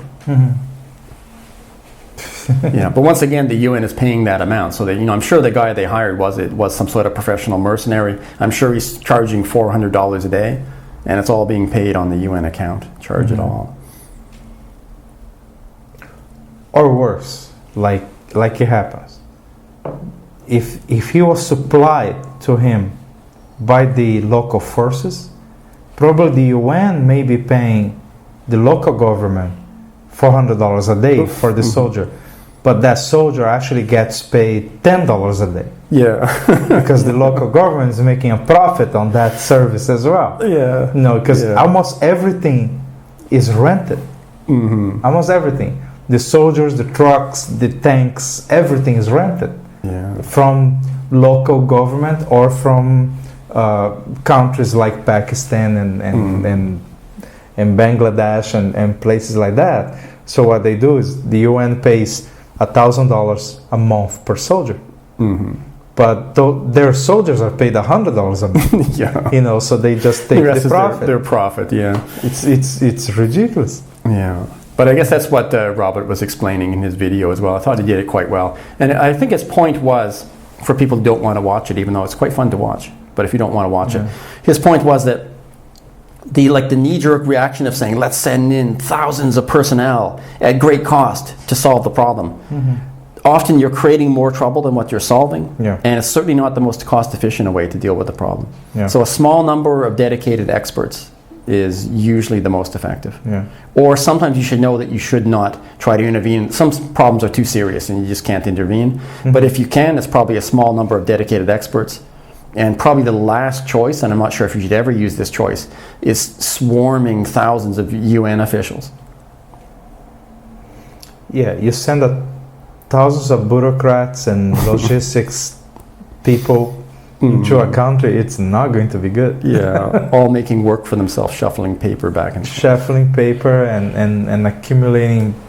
Visiting the brothels in large... and accumulating mistresses and all that stuff. And I don't believe in it. I think that in most of these cases, these countries would be better off without anything being sent there. anything. Or if you send a small team, send experts. A very competent small team. Very competent and very small. The minimum, you know. That's why, you know, you can sometimes replace entire armies with one team of SEALs. Yeah. You know, but they go straight to the precise target and hit the head of it. And that's it. It costs a lot less. And also you have to be, you know, honest about what kind of intervention. So if you're someone working in charity, or if you're someone working in some sort of support for government, you have to be very honest in your assessment of what you can do. There's actually a guy in Kiev here where I was trying to talk to him about that there were limits. So he's involved in negotiations for peace. And I was trying to say that's a good thing, but there's a time to do negotiation for peace. And also there's a time when the negotiation for peace is actually not effective or even counterproductive. And he could not believe that negotiation for peace might be counterproductive.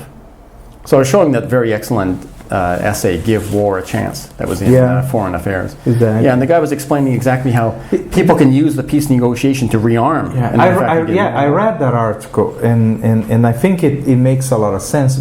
I don't think it applies to this case here, because you cannot be sure, looking forward, if the war you're talking about is a war that will extinguish itself because it runs out of resources, or if it is a war that will keep being refilled, like this one. This is why you need an expert to be. You need experts to take the decisions, like not politicians, but and the military has plenty of those people that really know how to read those signals. But yeah, of course there must be some conflicts that it's probable to just let them burn out. Just let them burn out. Make sure that they don't get reinforced, and that's it. Yeah. You know, at some point, the people that wanted to kill other people got busy killing other people, and that's it.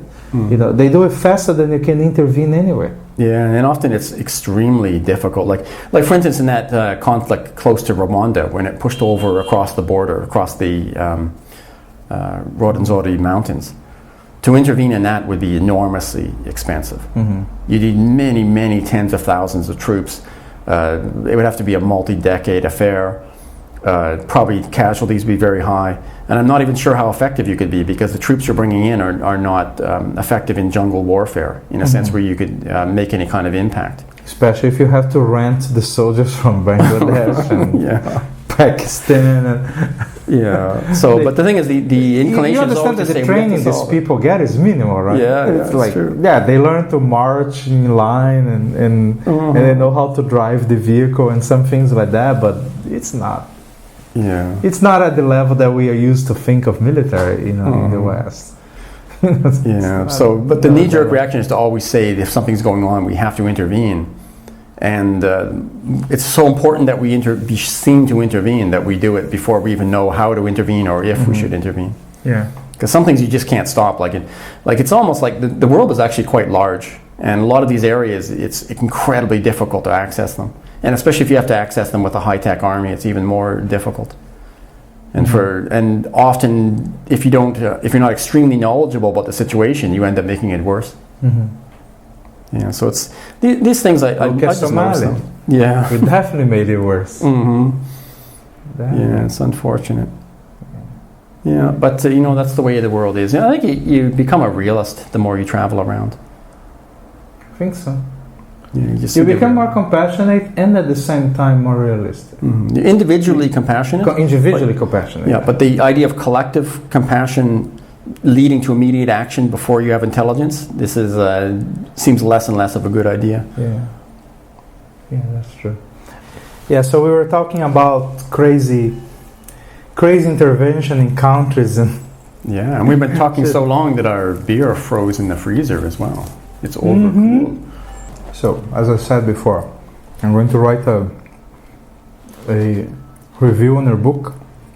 I think it's very well deserved. It's awesome. Thanks. But it makes me curious about one thing. Your brother seems to have written some very interesting stuff. I think he's done about 9 books. And then you did some writing that was not book, was like that article about the Jin story and things like that, and it's amazing. So where is that from? What kind of education did you guys get that the two brothers are writers like that? That's an interesting question. I think we were always just very, we used to write for fun, and we had active imaginations. And we lived outdoors for the most part as well. So, I think that the modern generation, often they're expecting to consume entertainment. So you're expecting that someone has made, let's say, a video game, and you go and you do this video game. But really a lot of the imagination, the creativity was on the part of the people who created it. And you're someone who's just expending money. And now you enjoy that creativity. But we live kind of far out of town, and we had to make our own. We had to make our own. You had to play with sticks on the backyard or something like that, and things like that. Yeah, so we would make our own games and our own things. So I guess writing was part of it as well. We write our own stories or tell our own stories. Did you have Lego when you were a kid? Yeah, we did for a while, but that's only good up to a certain point. And then you want to do things like hunting and fishing and like making other stories that you're roaming further from town. But yeah, I had Lego as well. It's quite useful. When I was a kid, I had a lot of books. Like our house was full of books. If a table broke a leg, we would just pile up a bunch of books and level it. It was amazing in that sense. And some of those books I remember that we had those encyclopedias that you actually read, like the Life encyclopedia, Life magazine.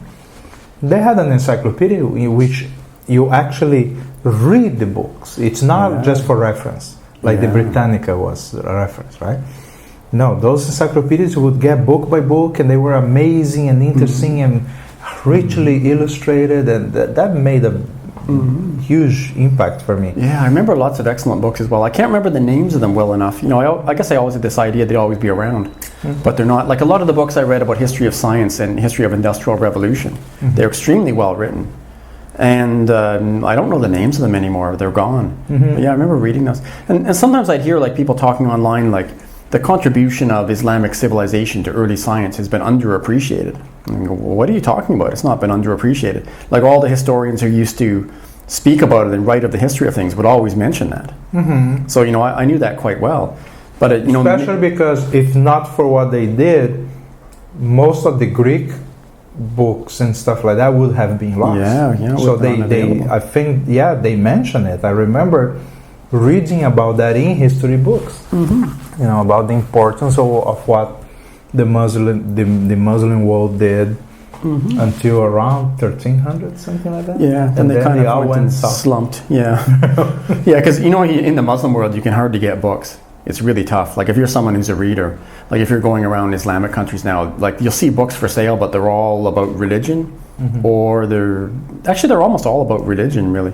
Or you'll see some on sports, but that's about it. Yeah, sports and religion. It's very hard, and especially science. There's almost no science there anymore. But they used to be the height of the scientific world. They had a golden age back in the day. But the characteristics were very different. Well, apparently their golden age lasted for a long time. To the point that they were the center of the commerce and... Yeah. And also they were very, apparently, tolerant to having people of other religions. Yeah, for their time period. For their time period, they were very tolerant. Yeah, at that time. So they would attract people that were attracted by tolerance. Around 13th century, this one guy, there's always that one guy, right? Yeah. This one guy came up and he fucked up everything. And that's the way it is so far. Yeah. Now, if you wanted to be considered tolerant today, you'd have to be more tolerant than what they were back then to similarly appear to be open and attract people that enjoy tolerance.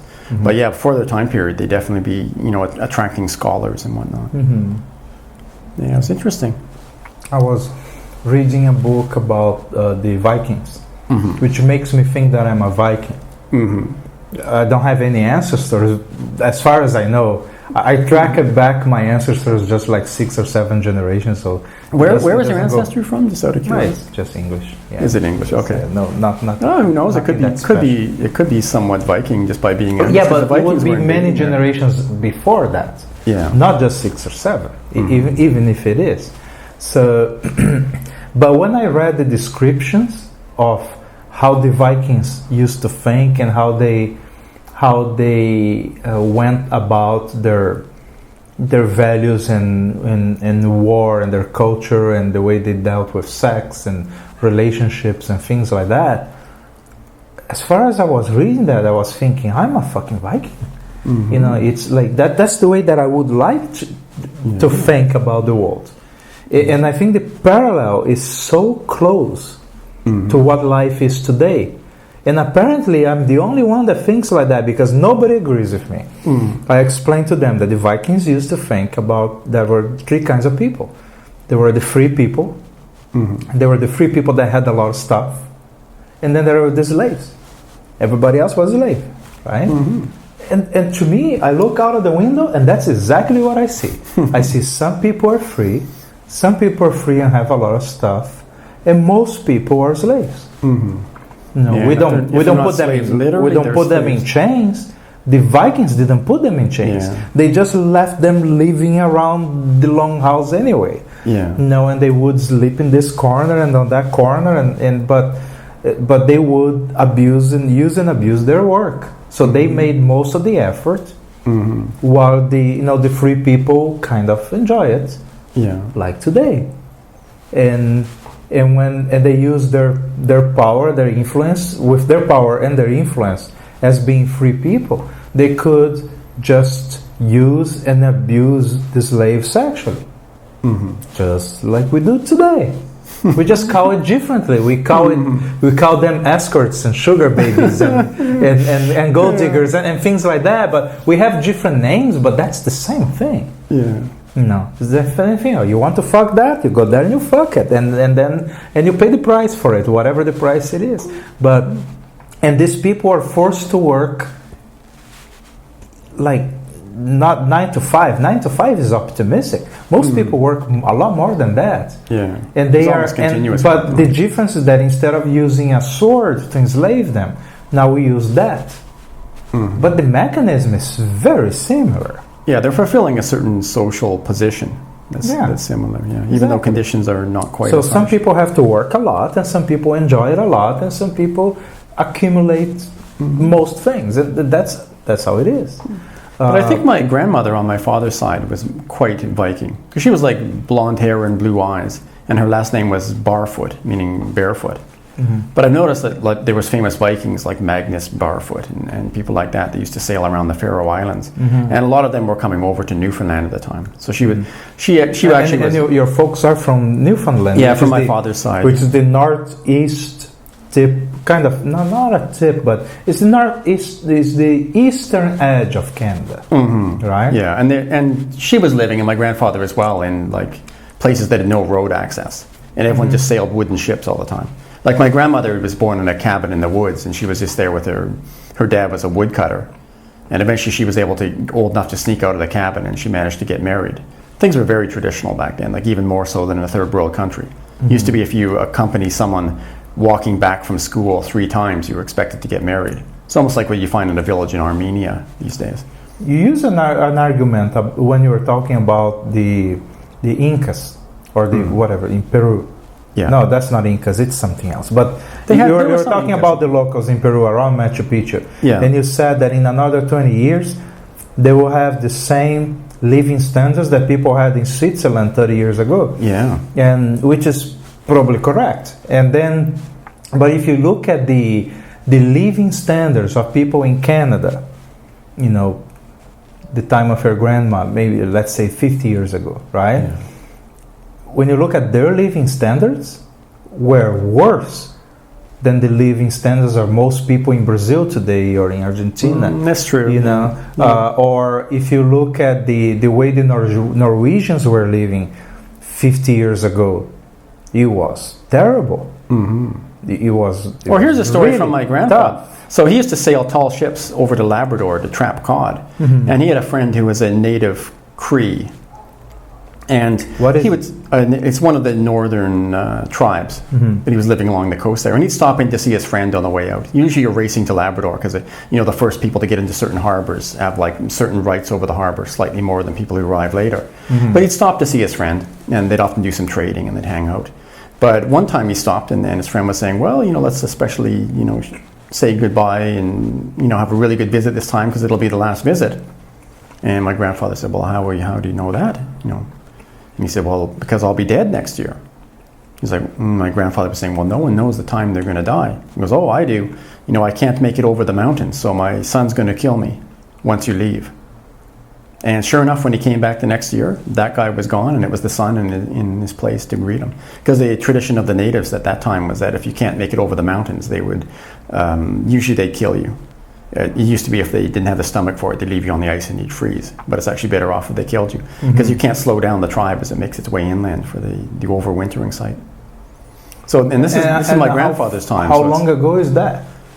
I guess it would have been the 50s or 60s. The 50s or 60s, so that's just 50 to 60 years ago. Yeah, and I know my grandfather had all his teeth pulled out with the pliers because he knew that the dentist only came through once every several years. And he thought the chance that they're rotting away anyway. He just had them pulled out. Yeah, and he just he used dentures after that. It was rough times, really. He was from the age of 12. I think he did only 4 years of school. Then he shipped out on the fishing boats. By the time he was 17, he was going to Labrador. But you're always he was someone prone to seasickness as well. So he was seasick almost his entire working life, but still working, to bring in the fish. It was rough times. It's third world essentially, or even sub third world. Wow. Yeah, it was pretty hard times. Yeah, I had an amazing conversation with a lady in Germany once. Very old. I have no idea if she's alive still. And she was telling about how life was right after the war. Mm-hmm. And she was little at that time, but she seems to have a vivid memory of how hard it was. She said that pretty much the first 6 or 7 years after the war, the entire 6 or 7 years, all they had to do was one thing every day. Only one task: find food. So in her village, that was it. Yeah. There's nothing else to do. Find food. Mm-hmm. They couldn't still afford to rebuild anything. Yeah. That it was that bad.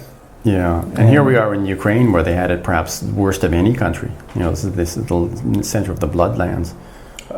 Probably, yeah. And if you look at the history of Ukraine far enough, it seems that there was never any good period apparently, because they've had it there really was tough throughout. They were invaded by almost everybody. Yeah, almost everyone invaded them at least 2 or 3 times. Yeah. Also, their population came, sprung up mostly by Viking invasion from the beginning. So it was Viking and their slaves coming through here, and a bunch of people end up staying around Kiev, and Kiev came to be.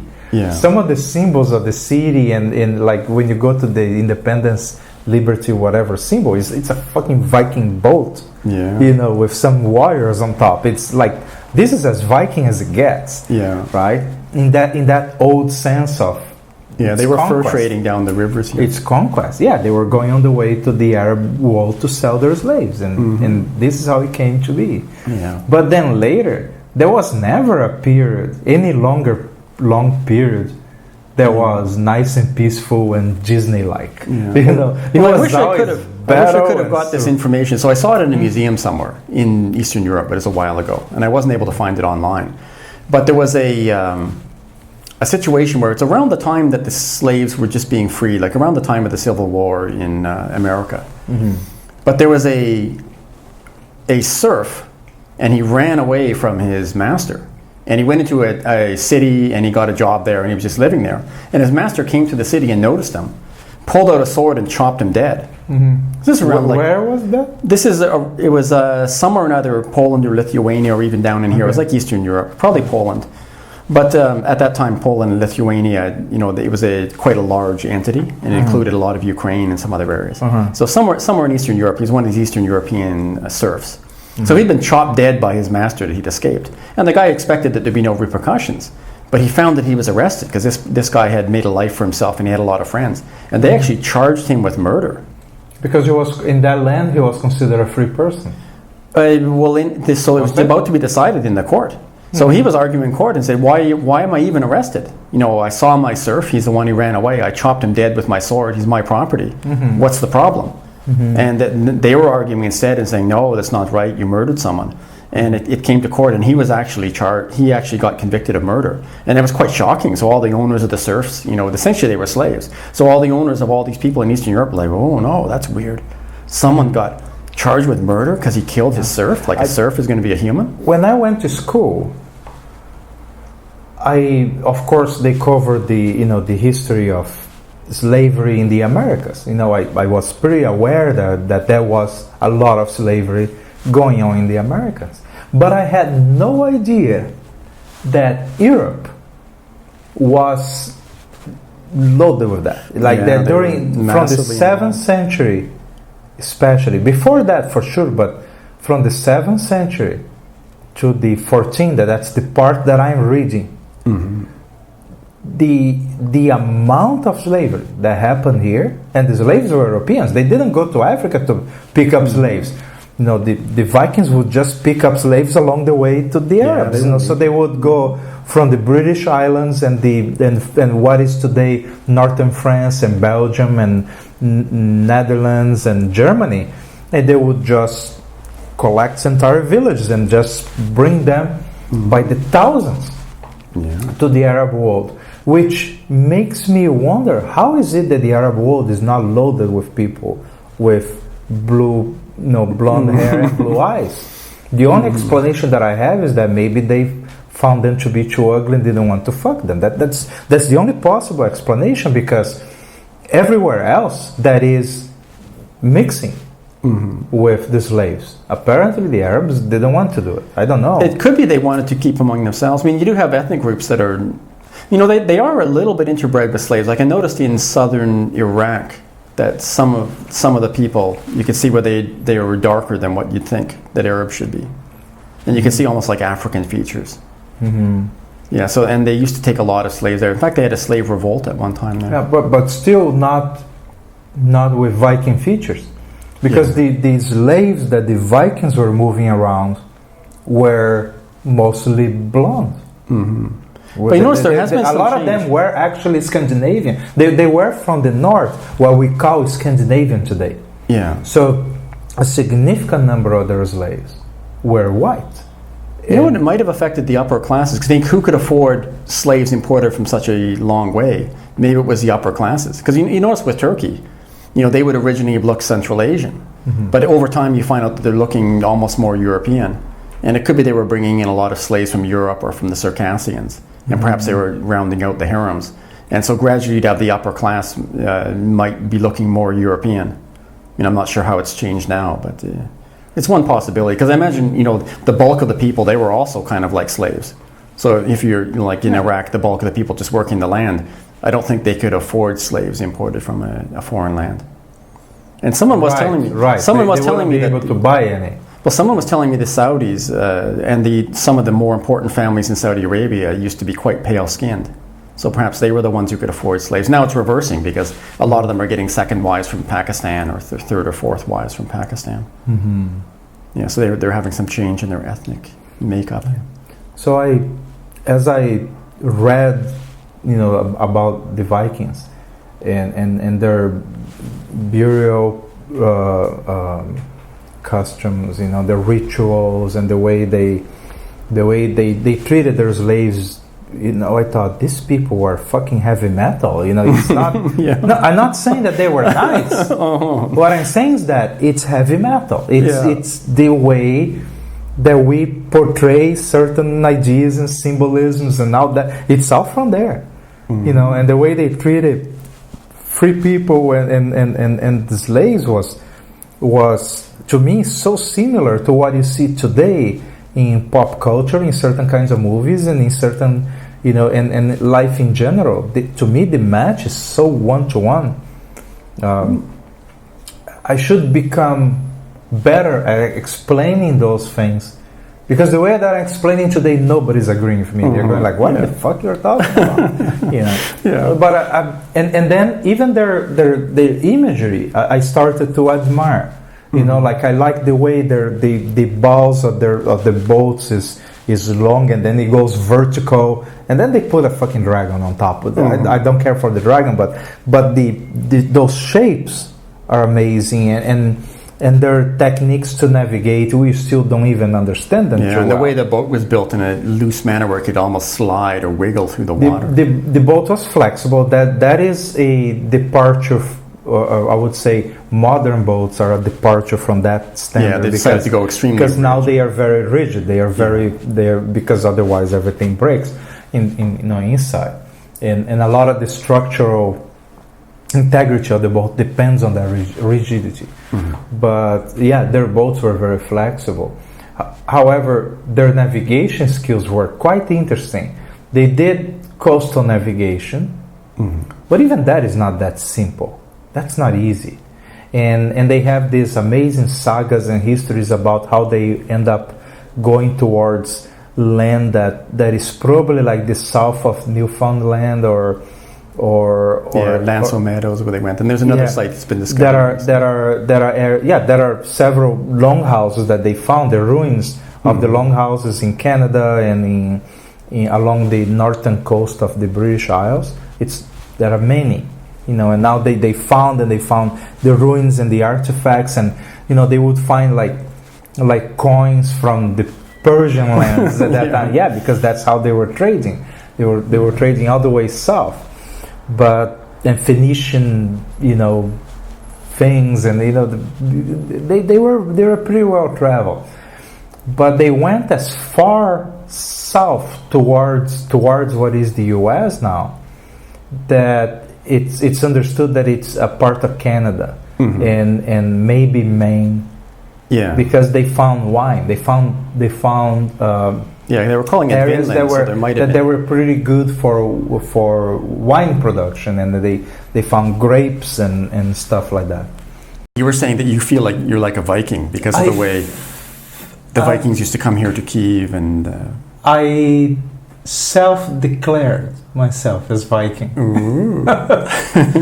Just because I think the lifestyle is I don't know. It's something that I like. That there are several characteristics on the way they think and the way they treat each other that I thought it's brilliant, and it matches in modern society a lot. But in a way that we don't use the same names for things, and we don't do things exactly the same. But have you ever been out on a Viking ship? No. Sailing. Or have you seen them on? So you've been to Scandinavia, probably. No. Oh, well, so you haven't technically yes, because Estonia is Scandinavian. So okay, because near to Oslo, they have a ship museum where they have, if you do go there, you'll probably be interested to see. They found some very well preserved ships, and if you go into the museum, you can take a look at their methods of construction, and they're quite large and quite long. The museums that I'm most interested to visit are in Sweden, Norway, and Portugal. Portugal has an amazing history of navigation. So amazing that a lot of their methods and a lot of their construction methods are still not well understood. They're still trying to figure out parts of it and building replicas as far as the best way they can. But a lot of the knowledge on how their ships were built, and it's still a little mysterious. Definitely their navigation skills are, I would not say not understood, but it's not completely understood. How did they do it? And also ships, be that Viking ships or the Portuguese ships, they were the best technology that country or that people had at the time.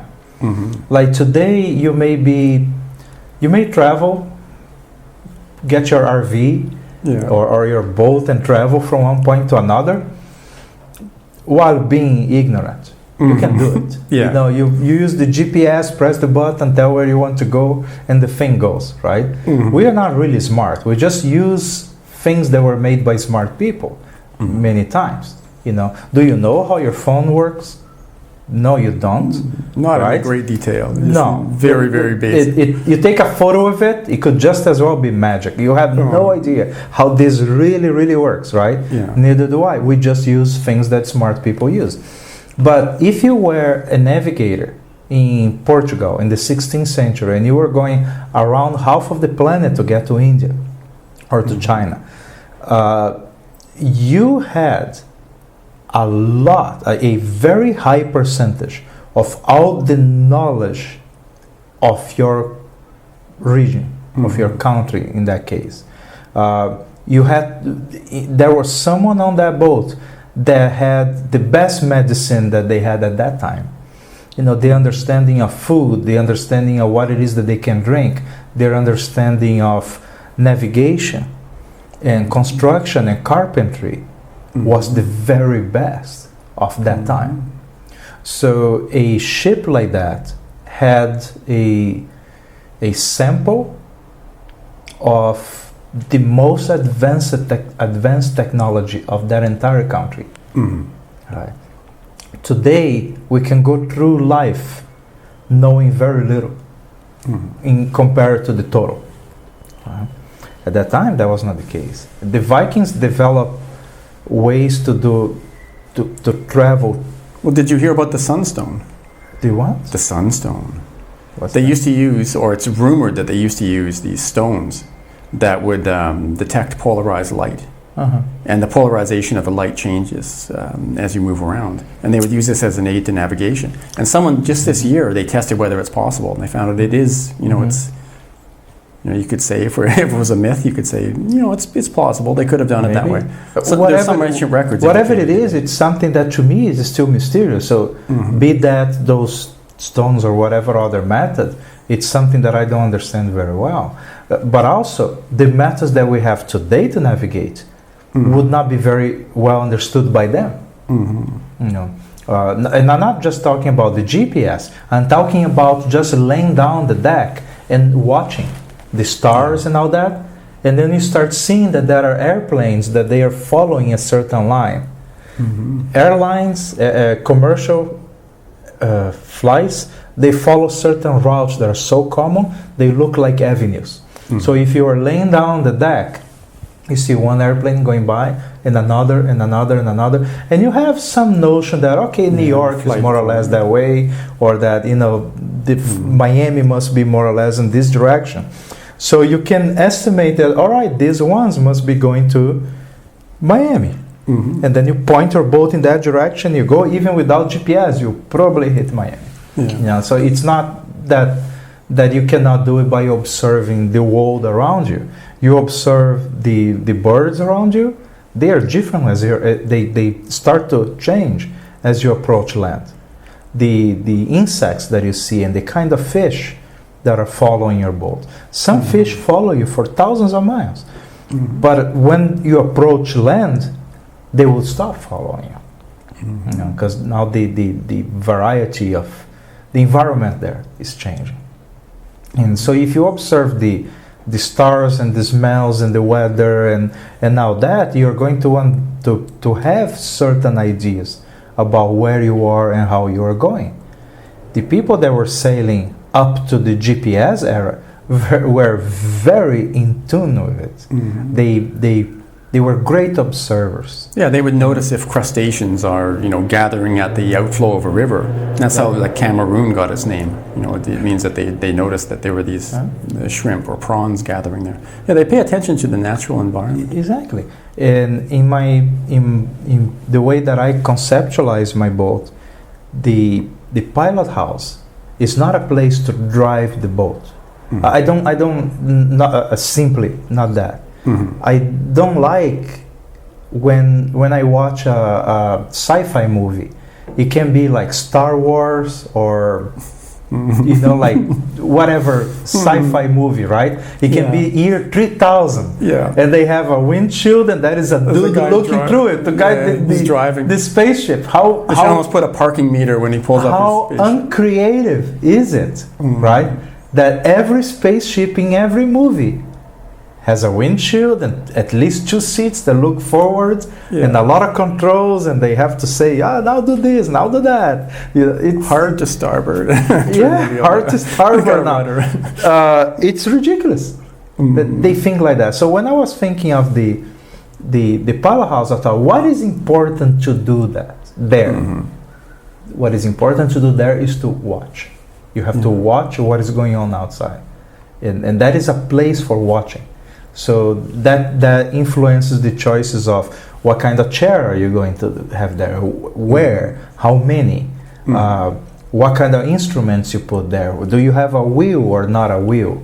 Yeah. So all those things matter if you are designing a boat for the future and not trying to just copy all the designs of the past. It's a how many people could comfortably fit on your boat? It's about 10 or 11. No, let me explain. A 65-footer usually will accommodate 10 to 12 people. Okay? That includes crew. And it's typical that 3 or 4 will be crew. Everybody else is enjoying it, right? The crew is working. They may like it, but they are there to work. I think I've been on one of that size, because when I was going around the Galapagos, I was with like a similar group. Typical for a 65er. But what I'm designing is not a cruising boat. It's more like an expedition boat. So the capacity will be like up to 10. But in normal conditions, it should be 8. Okay. So most of the time, it's 2 people or crew, 6 are passengers. Up to 6 are passengers. And also that having fewer people leaves space to have a lot of luggage. If you have a crew of 6 or 6 passengers, but they are rock climbers or divers, can you imagine how much gear they're going to bring? Yeah, I know, especially for diving. It will be boxes and boxes and boxes of equipment. So you or have to have space for that as well. You need a lot of exactly. Or if you're traveling far, you need big tanks. If you have 6 people doing yoga on the beach one day, now 6 people want to take a shower at the end of the day. You know how much water even if you design it to be very economical, you are going to need a lot of water, a lot of equipment, a lot of fuel. So the volumes of everything are significant on a boat like that. So you sacrifice a little bit of space and give people a lot more option in terms of cargo and equipment. I even want to bring a motorcycle maybe. So from the get-go, you dedicated toward being a potential like a way to do exploration or adventure. I want the boat to be a platform for exploration and especially for diving. We want to do a lot of diving, and diving with sharks, diving in cold water, diving under ice, things like that. And a person with experience in that's Anna Renner. I'm going to do a specific video with her just to talk about this. She has a lot of experience diving with sharks and studying marine life, studying their behavior and things like that. I was talking to a biologist once who had a friend who was studying the Weddell seals. That's that extreme Antarctic seal.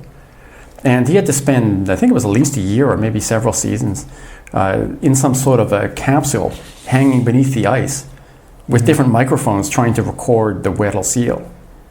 And apparently how the seal works is that he discovered this through recording it. But the males can pump out this amazing, it almost sounds like electro, like you'd find on a dance floor.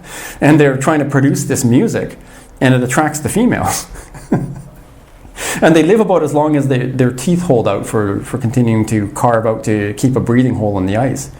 But in the meantime, the males are trying to attract a harem of females through producing essentially what it is, like electro dance music. And he said, you can't tell anyone about this or even distribute it, but I'll let you hear it. And I was hearing the sounds he recorded. It was quite amazing. Yeah, I'm not sure if he's released this to the general public or maybe still publishing with it.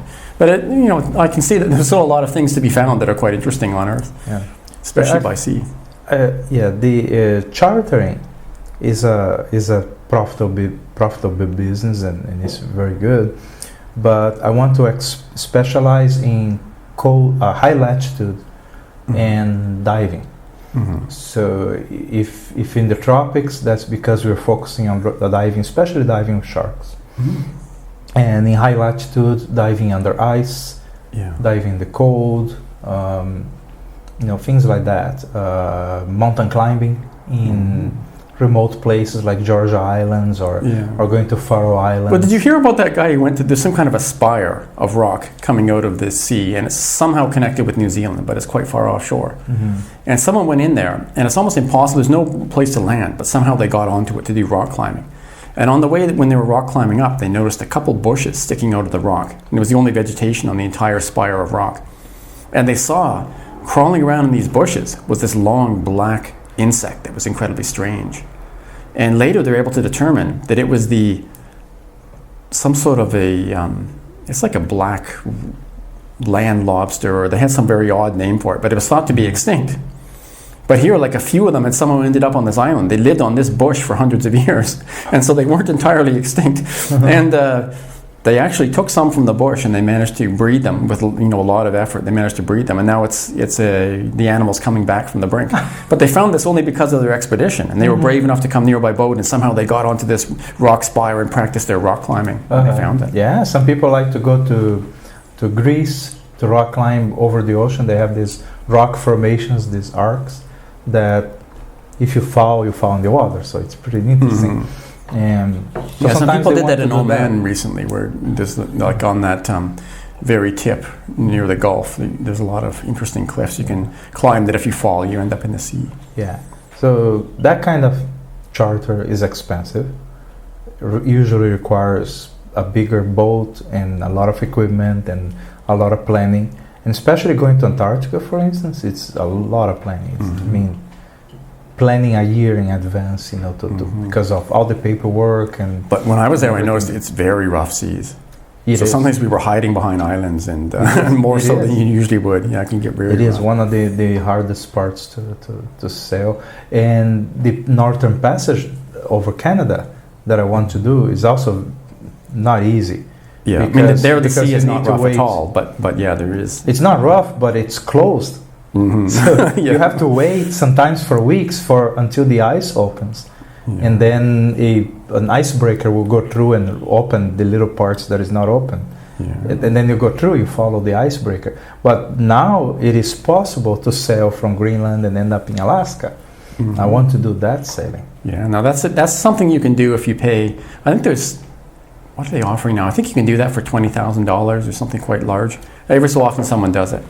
To go, pay a lot people do that on the icebreakers. By the way, especially the Russian icebreakers are loaded with tourists, and they pay that kind of money. But no, we want to do that on a in that scale. Yeah, it's a small boat, for that scale of travel. But it will be a nice equipment, a nice platform for diving, especially. And other kinds of adventures and things like that. So that's the way we are going to operate and survive. It's a great fun project. Yes, it is. Yeah, I can understand why you want to do it now, because you need to open up your mobility for all different terrains. And it got to a certain point now that I don't have that project. The project has me. I'm totally inside it, like obsessed. I should have to admit, because you have to go through a certain period of loving the project and then being obsessed with it. Well, I won't be worried unless I hear you saying the white whale, the white whale. Because if you're not really that into it, you're not going to go through the pain of building it. Because building is not easy. It requires a little bit of masochism. To want to do it, but if you don't build it, you don't learn anything. I could search for money and maybe buy a boat that is big enough, but I wouldn't be learning anything. And to me, building is the learning. It is the most interesting part of it. I just don't want to keep building it because. Some people, they make a boat and then they think, I'm going to be a boat builder now and I'm going to make one after another. I don't want to do any of it. If someone else wants to do, fine, but use my design, that we can agree on that, but I don't want to do that myself. I don't want to be a boat builder. I only want to do one. One, yeah. Just one. And then I want to keep improving it. Also, it's very different when you build, because if you buy a boat, it's ready with its virtues and its problems, and that's the way it is, and you can make very few changes to it. People do make modest changes to their boats, but you cannot, if you don't like the shape, and you cannot just make the boat wider or longer or anything like that. My grandfather used to do that. Fundamental changes. He'd sometimes buy a boat, and he'd split it in the middle, and he'd add like a whole middle section. Like he'd take a boat up from 80 feet to 160 feet. Yeah, he's making the boat longer. Yeah. But this was the time of like hewn timbers, and they were tall ships, right? So made in the old-fashioned way. Yeah, that kind of construction is possible. But the way that I want to do is maximizing the opportunities to prototype solutions. Because the basic bolt, I need to design and know how it's going to be before I start building. But there are several problems to solve that you can leave it to prototyping. For instance, you don't need to know exactly the way that you are going to do your stove in the galley. You can try one design, and then you build another, and you build another. You have to have a direction of where you want to go. But then you can do these short cycles of prototyping. Yeah. And then you arrive at the design that you really want, and learn to do finishing, learn to do something that looks nice and professional. But there is a lot of prototyping. How far along are you on your project so far? On the design, and now I'm getting into the detailing for construction. So for instance, all the measurements, outside measurements, and the quantities and the weights and things like that I already have. I know how much the bolt has to weigh and things like that. Yeah. What I need to do next, and that is between now and October, is deciding, okay, here's where we are going to cut this part, and this is how we build this corner. So I need to take several smaller decisions that are structural. That you tell, okay, this is how we are going to build the reinforcement for this part, and because I need that level of detailing to know exactly the materials that I'm going to need, and the process that we are going to use to build the first phase. By first phase, I call the bolt that it's not ready yet, but it's good enough to put on the water. That's what I call first phase. And so you build a little bit indoors. You spend some time outdoors just preparing for putting the boat on the water. But when it is on the water, that's when you call, okay, first phase is done. Now we need to build internals. Several systems need to be installed. There is still a lot of work to do. So the construction on dry land, on indoors, is probably about 6 months. But the work on it outdoors, maybe another year. Oh, wow. It's that much. It's some 10,000 hours of work. Wow. 10,000 hours? 10,000 hours of work. Yeah. To finish. That means if I was to do it myself, it would take 5 years. So there's no way I'm going to do it. I'm going to have several people working at the same time.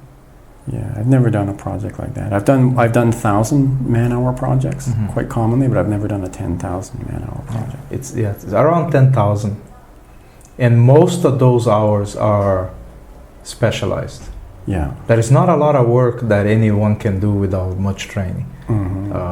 Most of these things you have to take someone that doesn't know how to do it, and you have to train them, practice, simulate, see how they are doing, and then they do the real thing. You cannot just go to, okay, here you nail these things. It's not that simple, because you can introduce an incredible number of errors and problems to the project.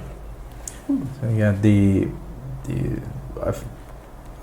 it's a super rough estimate, but I think 10,000 hours is realistic. if I'm wrong, I'll just be there alone. Yeah, I'm sure that you'll gather quite a crew. You're going to be working on it all in Miami, right? Miami area. We want to do that in Miami. Yeah. Because there I have more friends, more network. I know how to find things in the city. I know where to go for materials, parts, contractors, everything. So knowing the city so well will be a strength that it's very difficult to compensate that in another place. Well, it sounds like a great project. I think it is, and I think it's my last major change of career. Yeah. The last one. It's my last major change of lifestyle. Because I can clearly see how my life went from being a nerd and a software engineer, and then being more of an entrepreneur, and then a biker. You know, and traveling by motorcycle so much, and now I want to be a boat captain and be taking people into adventures all over the place. And also I want to be able to host people. So I want to bring them in to help and to always have this number of people coming in that are interesting. People that have interesting things to teach, or they want to do adventures, and I learned that. Yeah, it would keep couch surfing. Yeah, you learn so much more from that. Exactly. So instead of just being sailing alone around the world, Joshua Slocum. Yeah, I think it's very boring, and I follow several channels that they have video blogs, right, on YouTube, and they are sailing, and they are showing their adventures, but and most of them are couples. Most of them. And it's always the same two people, and it gets boring. No matter how awesome they are. And a lot of them are awesome. I met some of them in person too. I was lucky like that, and they are amazing. But there are just so many people, so many times you can see the same couple. Okay, now we are diving, now we are spear diving, now we are fishing, and now we are diving again. It gets boring. Yeah. But if there is a number of people visiting them all the time, there is always new stuff. Yeah, I've noticed for the ones that do it, I'm not sure if online or what sort of agreement they've made, but you can definitely watch them on YouTube and things like that. Yeah. And they're always trying to find interesting people to come on as guests. Yeah. But it does repeat a bit. It's always like trying to catch a particular kind of fish. And the channels that I like the most like that, like the Delos crew, it's awesome because they are always bringing new people. They're always visiting people, or they are interviewing them. So that interaction with a lot of locals and and other sailors, that makes the channel very rich, very interesting. Also, I don't want to be filming. I don't have that. I prefer to just tell people, look, if you want to film and post it, do it. Yeah, because if you're forced to film as your way of funding, then you're forced to do photogenic things all the time. And also, it changes what you are doing, but also, I don't want to be the guy that every time that you interact with him, he's like this. Yeah. He's pointing a phone at you. Yeah. Or he's pointing a camera. I don't want to be that guy. I prefer that, if one of my guests wants to do a video about what's going on, fine, go ahead and do it. It's your thing. Yeah. Right? But I don't want to do videos, and I don't want to depend on that to make money. So I prefer to depend on the charter, because you have to depend on something, right? Yeah, one way or another, you have to make money. Yeah. I prefer to make money on the charter and let the other things be casual. So no video blogging for me, but I'll tell everybody, if you want to video blog, go ahead, do it. You edit, you do it, and don't focus on me too much. So I am the boring part of the book. Focus on the other people, because they're quite interesting and they are changing all the time. So I think that would be better for me. Me, and I know that it works very well for some other crews. Yeah.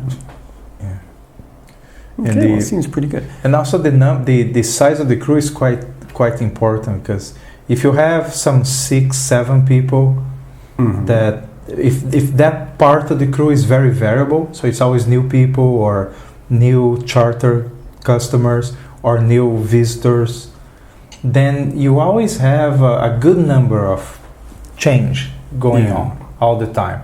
Yeah, but maintaining the social dynamic. Exactly, and only one or two people are repeating, and that's this part of the crew is fixed. But most of the people are always new. Yeah, I knew a guy who was recruiting once for a crab fishing boat, and his first question was, "How many stories do you have?" Because I guess like a lot of what's been done with the crab fishing can be learned, or it's kind of mechanized, or at least the more you're there, the more you'll learn it.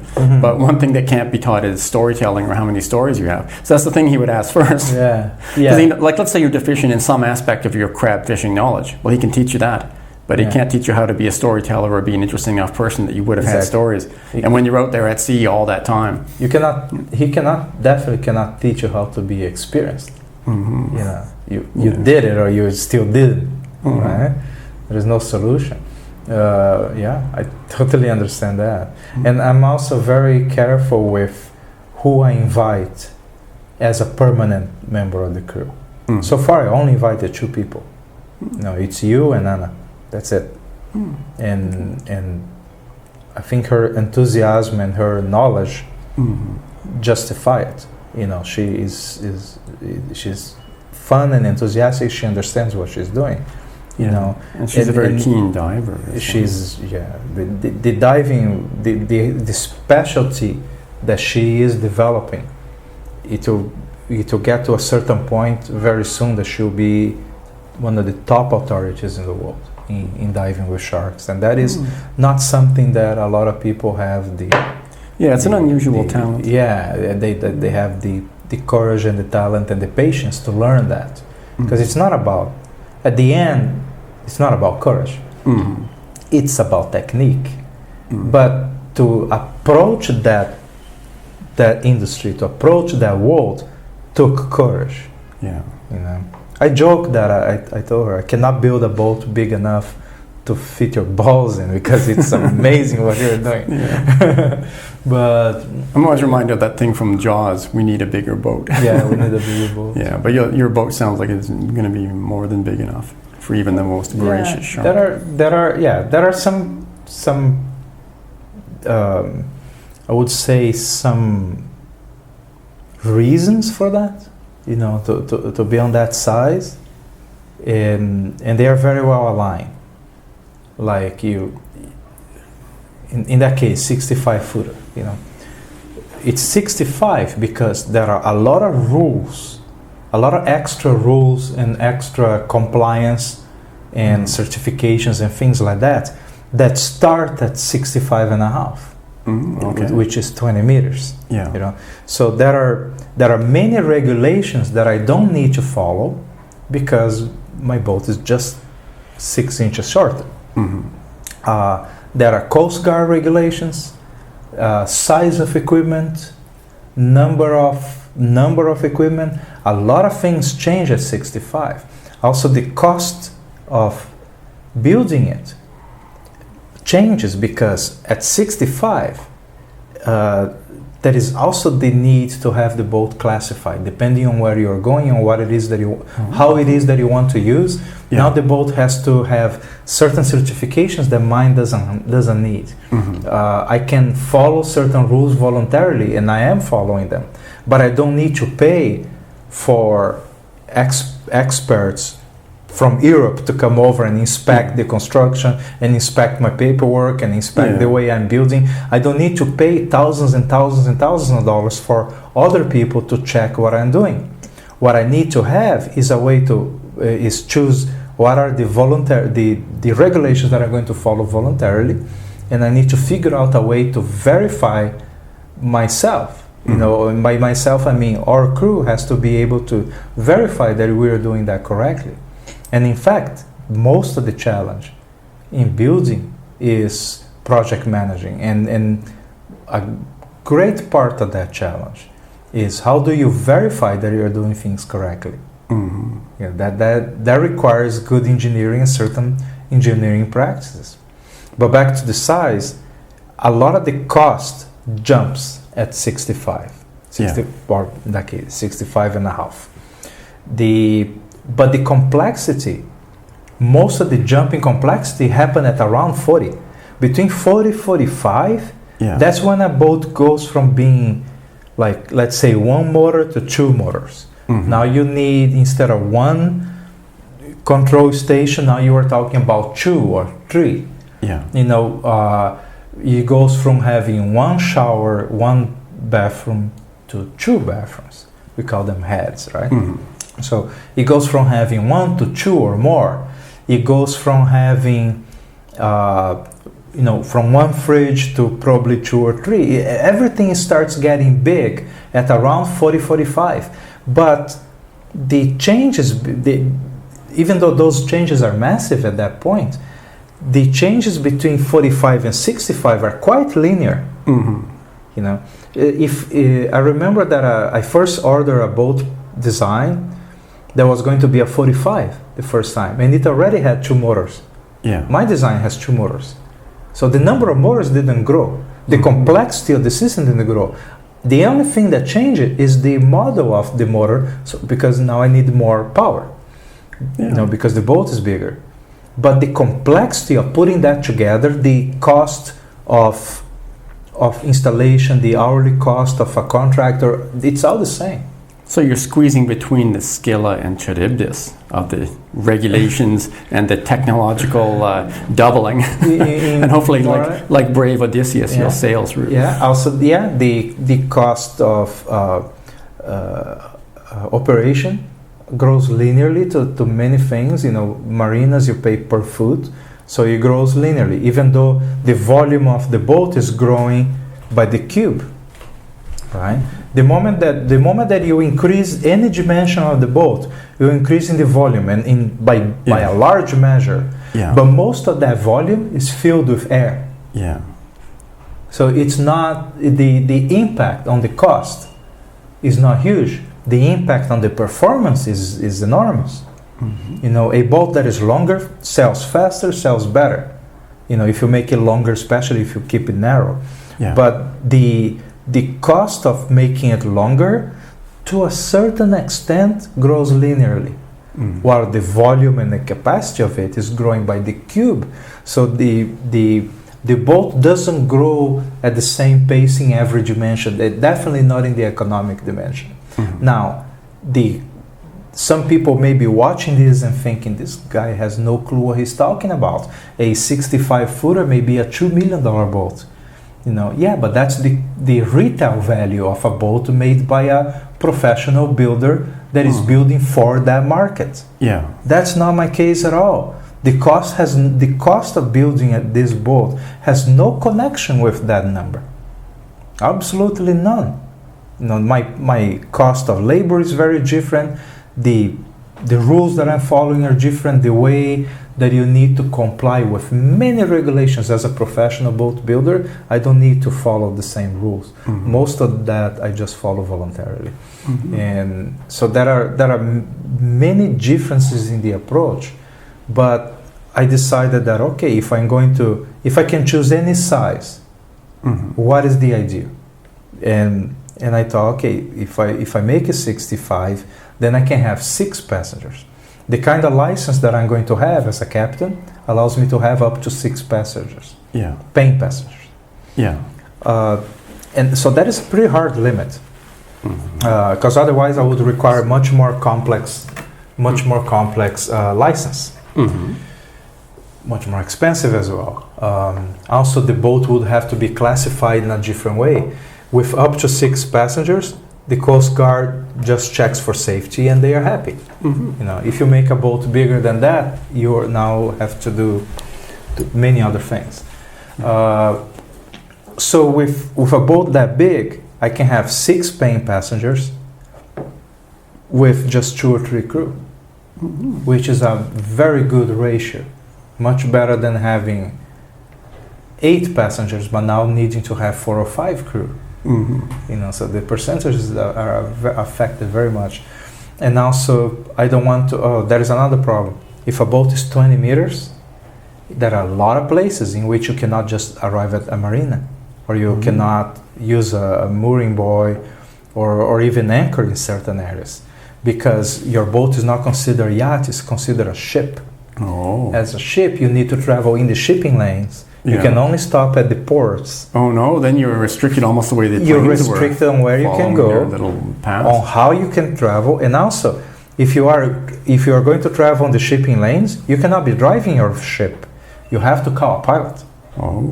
and the pilots will cost a lot. Yeah. So Well, it the looks like this- amount of bureaucracy that happens at 20 and starts there is a lot. Oh, I can see why you want to avoid. I'll There's give a you method another to your example. madness. At 20 meters, even the bell of the ship has to be bigger. It's a 6-inch bell up to 20 meters. It's a 12-inch bell at 20 meters or more. The radio, I would need to have an operator listening to the radio at all times. Oh wow! When you are not it's an anchor. additional crew. for- It's actually, that means you need a crew just to take care of radio, Yeah. officially. Yeah. It's so there is so much regulation, so much so much that happens at 20 that I thought, okay, so I'm going to go as close as possible, and I decided to do it 65. It's actually six because there are few rules that apply at 65 feet in US. I decided I'm going to do 64 and 11 inches. So it's 1 inch shorter. Okay. and I'm being careful on how I design to fall exactly there, and not be counted. For instance, to cross Panama Canal, they count the appendage. So I'm making the appendage foldable. So I've seen it there. stays You've within- seen there where they present how much money you paid to the government to cross the canal for the big ships anyway, and it comes up as comes on a display almost like at a sports stadium. And everyone say, oh, $210,000, whatever they would be, wouldn't be that much, but they pay a lot to cross through. Yeah. When it flashes, and you can see the various ships flashing. To take a 65 footer across the Panama Canal is like $2,000. Yes, a little more. Yeah. Wow, that's going on. Maybe a little more than that, because you need to hire crew and equipment and this and this and that. But if it was the rule in the case of the Panama Canal, actually the price jumps at 70, I believe, not at 65. Okay. So at 70, then the cost is horrendous. Yeah. But the same way that you may ask, why so big, right? Yeah. I think I answered that with mostly the economics. But then you could also ask, so why so small? Yeah. Why not make it 120 feet? Yeah. And go with the certification, go with all that stuff. And I think that the barrier is mostly psychological. When I imagine ways to make this project happen and to make it viable, attract money for it or anything, or the construction, the techniques and things like that, I can imagine easily ways to do that as a person. Like all the construction methods are pretty all right for people to do it. You're getting almost industrial if you go up. Exactly. If you go up, now you're talking about big cranes and construction spaces with many and a workers. crew of South Koreans. The costs jump to a scale that I can barely imagine trying to raise that kind of money. So I think a boat that is much bigger could have possibly a better relationship between paying passengers and the cost of operation, perhaps. But I'm not even contemplating that because it's very difficult for me to imagine building it. Also, I'm not a kid anymore. I have to take into consideration that I probably have another 30 to 30 years before I kick the bucket. I cannot spend half of that time building a boat. Yeah, building a giant boat for your Viking funeral. Exactly. Send it to the harbor and then burn it. Right. With a flaming arrow. Yeah, with half my dog, half my horse, and my slave there. Yeah. No, that would be too much. I prefer to imagine something that is in a scale that at least in my mind I can conceptualize and I can try to find solutions for that.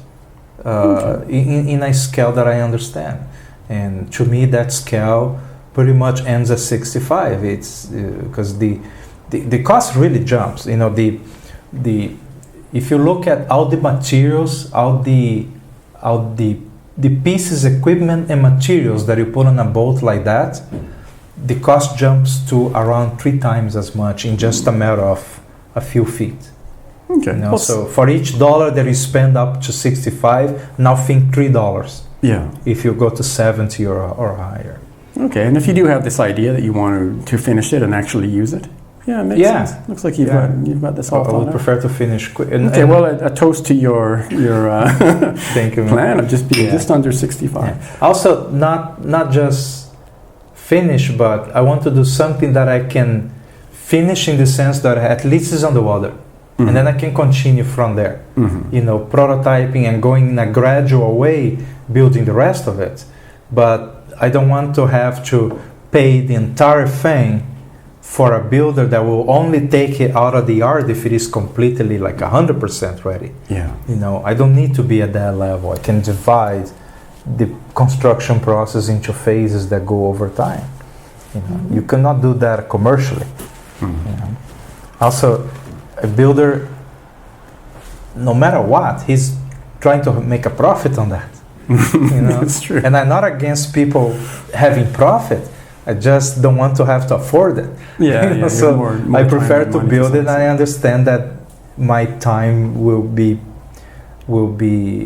taken, a lot of it, but I think I can make it happen, while just piling up a ton of money to pay for a boat. That I have my doubts. Yeah. Because that starts looking like a classic business, and I don't think that's the case. Mm-hmm. Okay, well, good luck on your adventure. And I'm sure I'll be involved in swirling around the area. I really, look, Mike, I think that this is very important to me. It's not, it is you, yes, you are in the middle of it, in the sense that in my concept of what is an ideal experience, you are there sharing your stories, participating. Hey, you guys are going to this island, I'll join in, you know, and you go with us. And you participate, but also your presence there will attract a lot of very amazing people. You know, so we want you are this first layer, but there are second and third layers after that of amazing people that we can have participating on it and participating. The world is full of amazing people. On the truth, and sometimes they do gather together. It's possible. Yeah, and imagine we can be stopping the boat on the beach. This boat is actually a beach boat. That is part of the design. Oh, another Viking concept. Bring it to another Viking concept, right? So you can bring it to the beach, go there, camp, make a fire. You can enjoy these things that we like so much in remote places. And sometimes we are going to go to places that you may not be very interested. You jump ship. Go do other things, but then other times, you guys are going to where? I'm going to go too. You know, and you jump. I wouldn't mind to return to the Solomon Islands at some point. Yeah. Especially there's some very interesting things there that are hard to get to if you don't have your own transport. Exactly. And also, I remember what you said about the Caribbean, that the islands are very disconnected from each other. Yeah, it's incredible. So you have to go out to Miami. Sometimes you have to fly to Miami just to go to the next island. We don't need to do that. We can just go from one to another, and we can choose which ones to visit. I would try to hitch a ride on the mail boats, but it's not always possible. No. So sometimes I would have to fly to Miami or fly back, which is crazy. Yeah. So I want a way that we can really choose our route, choose the places to visit. There will be people paying to participate, and there will be people coming in because we invite them. They cannot pay, but they are awesome. You know, they are interesting. We want to draw from their experience. So it's a mix of couchsurfing and Airbnb and Uber, all in the same thing. And some Viking. Some Viking mixed in too. And Viking stuff. Well, cheers, that's great. I think I understand what you're up to now. Yeah. We are going to blog and write more about it, but that's the general concept. Okay. Well, excellent. Well, to best of luck with this amazing project. Thank you, man. Cheers, Milton. We'll do it. We hope you like this podcast as much as we like to produce it. This has been made possible by the efforts of dozens of volunteers, supporters, partners, and visionaries that are helping us build Voyager's World. Please visit our website,